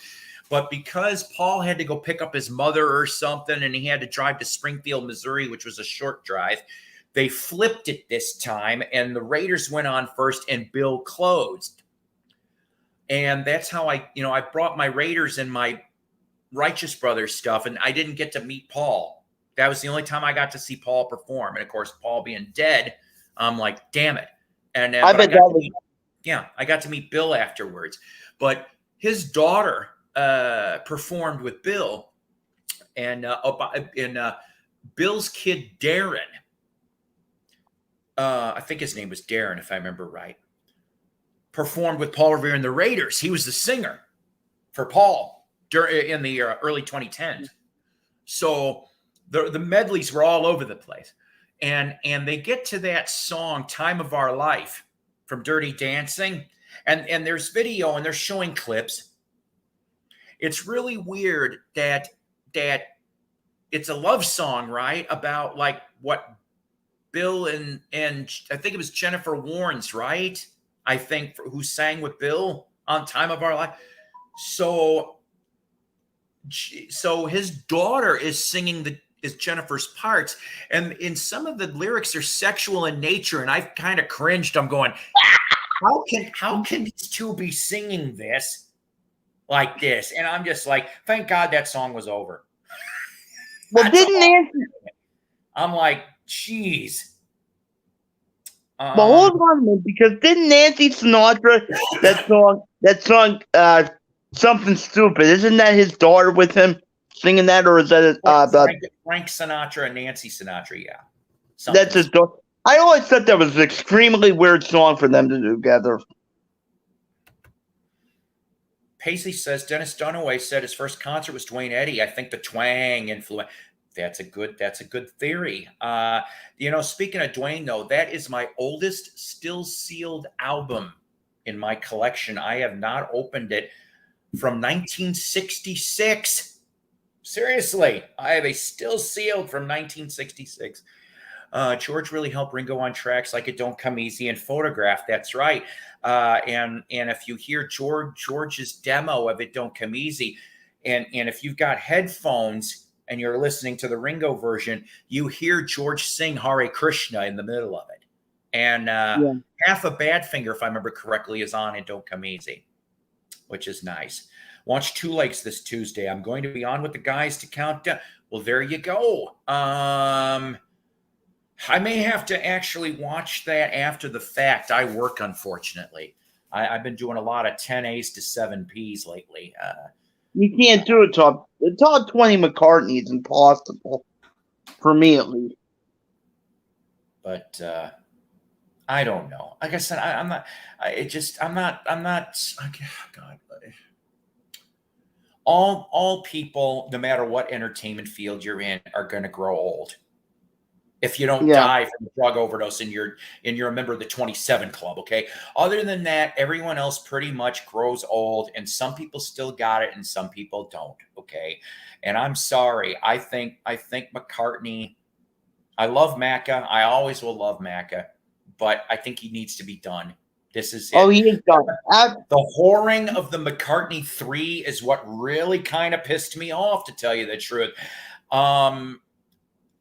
I will always say this, strong EP. He could have got a good strong EP out of McCartney 3, but no, he went off and overextended. Egypt Station only had a handful of songs I liked. Yeah, I didn't really like that. I'm not a big fan of that, and I bought both of them, by the way, CDs. I bought both of them. No deluxe edition bullshit. No McCartney 3 reimagined. Fuck that. I'm like... there'll be a couple of landfills with a bunch of McCartney 3 thrown in on vinyl and CD. I'm like one of the few people that genuinely really likes the. I mean, I thought the album was really good. I didn't think Egypt Station was very good, but I really liked McCartney 3. I think it's one of the best ones he's done in 20 years. That's like just my I said, opinion. There was 4 to 5 songs off that album I really liked. The rest of it to me was shit. That's all I'm saying. Strong EP. If he would have if he did the Ringo treatment, I think that damn EP would have sold a lot more. And I'm being very serious on this. So yeah, 20 songs would be a very hard thing to compile. I will say this. I don't know if there's been, maybe somebody in the peanut gallery can comment, or one of these 6 people still watching. I appreciate your patience. All you get here is tricks, no treats, ladies and gentlemen. They're not even cheap tricks either. But the thing is that I keep hearing that 2022, we are supposed to be getting the deluxe editions of either or both of London Town and Back to the Egg. I hope that's true, because yes, I will buy those. I will buy those records. Back to the Egg is an awesome, underrated damn album that deserved more. It deserved more. I when that came out in 79, I remember buying it, but people were even making fun of it back then. And I'm going, I don't think so. He was attempting to be new wavy. He was attempting to be a little punky. He was trying. Once again, remember the relevant thing? He was trying to be relevant in 79, and he had wings. And that last lineup was pretty damn good. I think they should have been, if it wasn't for that Japan bust, which was all on McCartney and Linda, more Linda than McCartney, I'm told. But if it was on them, and they should have thought better. They should have thought better. I'm like, come on, you're going into Japan with an anti-drug culture. They should have known. They should have known this was on them. Both of them. Both of them for that. And they killed Wings. They killed Wings. It was both of them. And the other 3 were pissed, and I don't blame them. Okay? I don't blame them at all. And I know speaking of Back to the Egg, I'm going to be interviewing Lawrence Huber, play guitar on it. What? Are you being serious here? I am being 100%. Yeah. How did you pull Lawrence? I got to meet Lawrence once. He seemed very nice, very humble. And I got him to sign my Back to the Egg. And I said, and I told him, I said, this is one of the best records, for the Wings catalog. And I said, and your guitar playing gave it the extra kick in the ass. That's what I told him. And I gave my copy of Campuchia to him to sign for my friend Kathy that went to the show with me too. And we talked about that concert for Campuchia. And honestly, I think that live show was excellent. That was one of the final concerts, of course, of Wings from December of 79. And I really wish that there was more to that show than the one side of the album that came out. I really wish that would be nice to have a legit release of that full concert from 79. I would buy that in a heartbeat. I'd be like, come on, Paul, I know you have it. Somebody's got it. If it's not Atlantic Records because of the Campuchia, it's got to be Columbia Records. If it's not Columbia Records, somebody out there has got that whole 79 show, and they need to put it. Somebody may have helped. Somebody may have helped me with. You're right, Hudson. Yeah, there you go. Hudson's a good egg. Hudson's. So I am going to interview him November 15th. So let's see. Is that on a Sunday too, Richard? I think it's Monday. Oh, then I would be able to catch this. Yeah. I'm gonna do it 10:30 my time. Where you at, Paul? Central. I'm Central Standard. You're Eastern, right? I'm in Pittsburgh. You're in Eastern. So yeah, so it'll be 9:30 my time. Yeah. Because he wants to do it at 10:30, so it'd be 1:30. I think he's in California, so at 1:30 my time. Okay. I mean, like I said, what was it? I was respectful, and I bought whatever. I think I bought 1 or 2 CDs, picking on the Beatles, and then there was another one I bought, and I got him to sign those for me too. And I really do like his instrumental work. I didn't know at the time, because I kind of felt stupid that Lawrence, of course, was on some of the Tug of War, not much, for McCartney, and he also was on 1 or 2 songs for Ringo's Stop and Smell the Roses LP. I think he's on the Macca tracks, but he's on a couple other things too.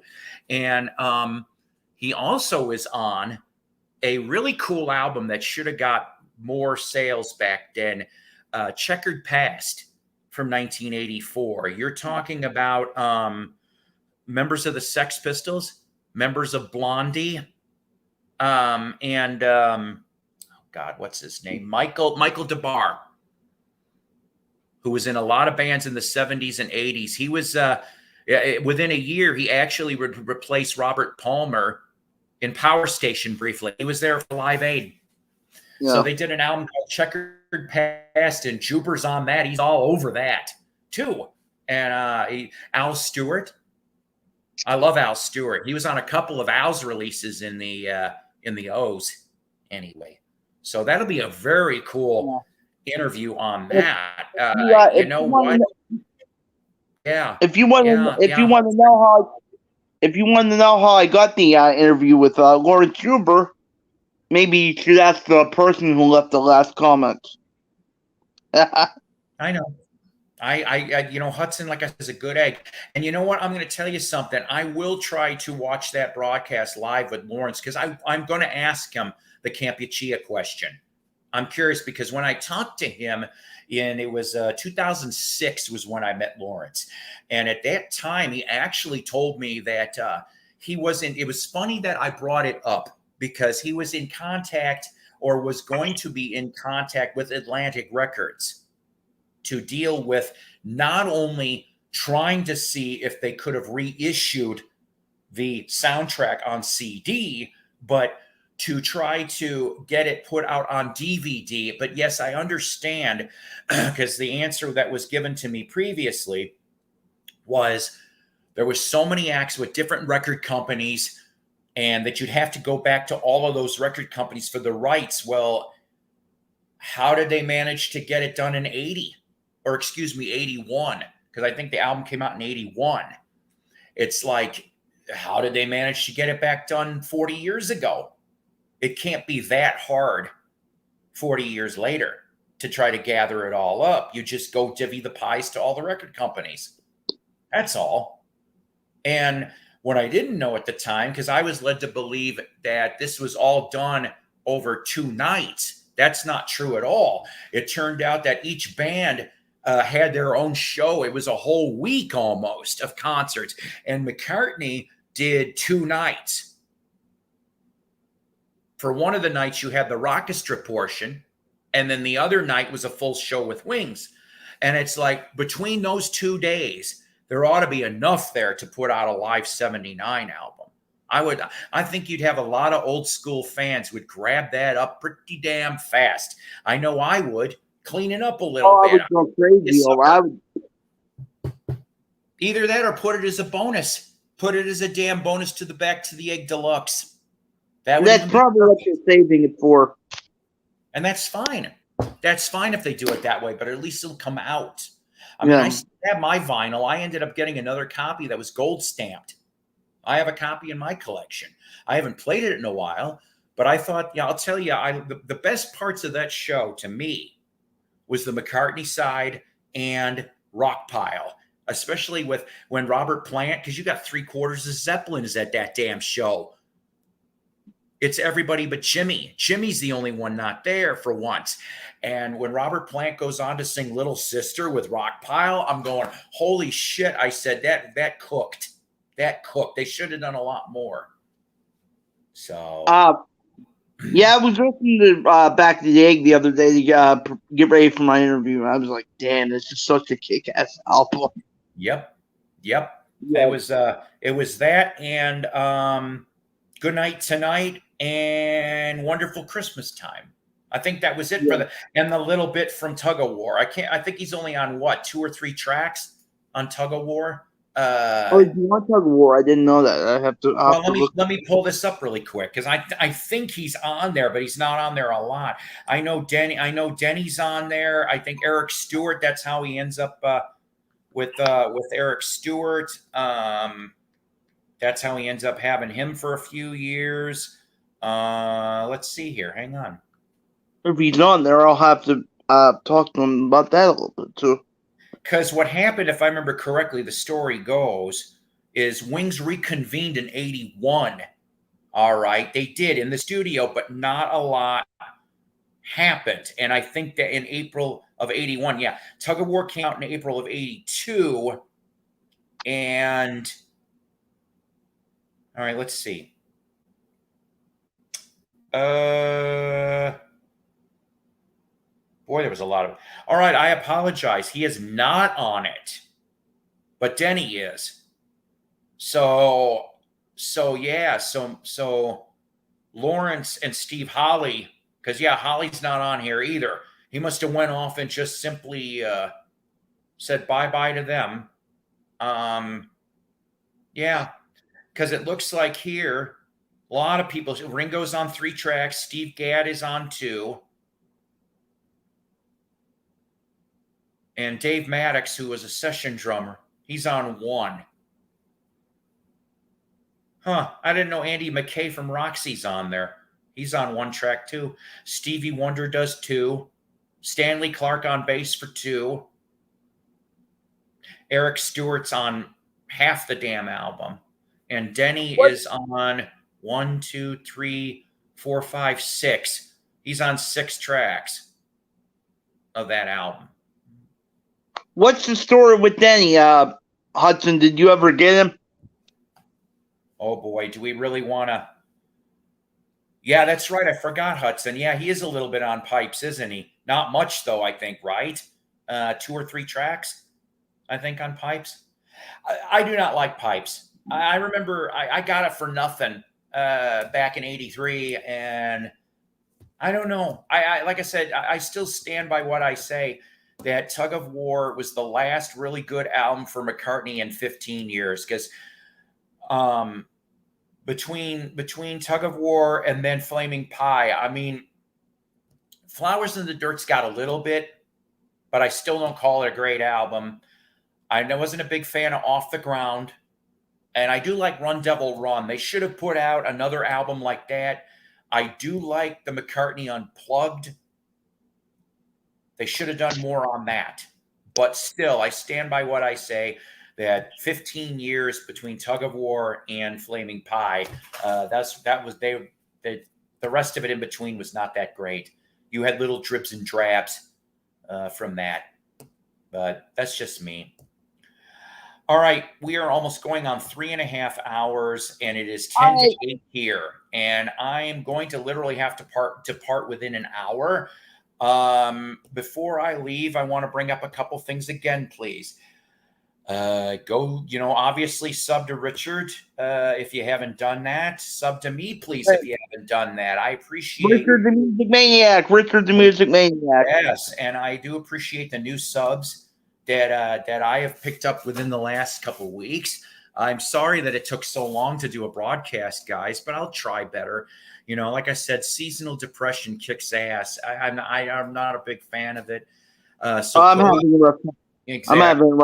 I'm having a rough time right now too. Yeah. See, Richard, I mean, we all kind of just need to get through through all of this through the rest of the year. So if you guys have got time, go check out my Let It Be 2 CD review. I did that about a week ago. I just got done doing KK's Priest, which is KK Downing's new album. Those both have been up for review. Go have go take some time. They're not very long, guys. Not like this 3.5 hour broadcast. I will also tell you something else that I've got so much behind in the review stuff, but there is an album coming out next week, actually. And yes, I'll be a sucker.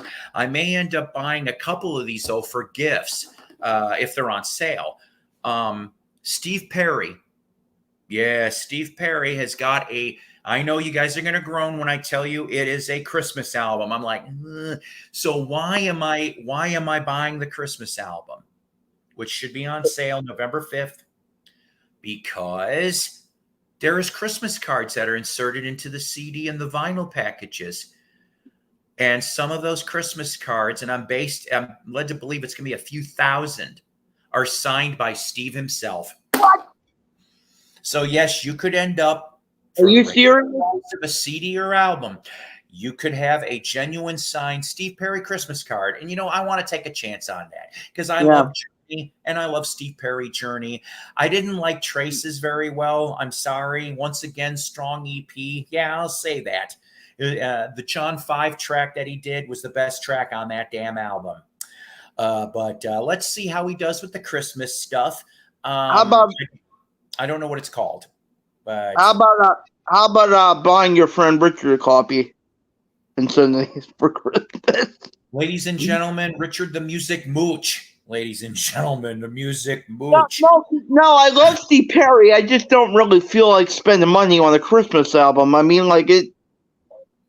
Richard, I have spent money on Christmas albums for friends.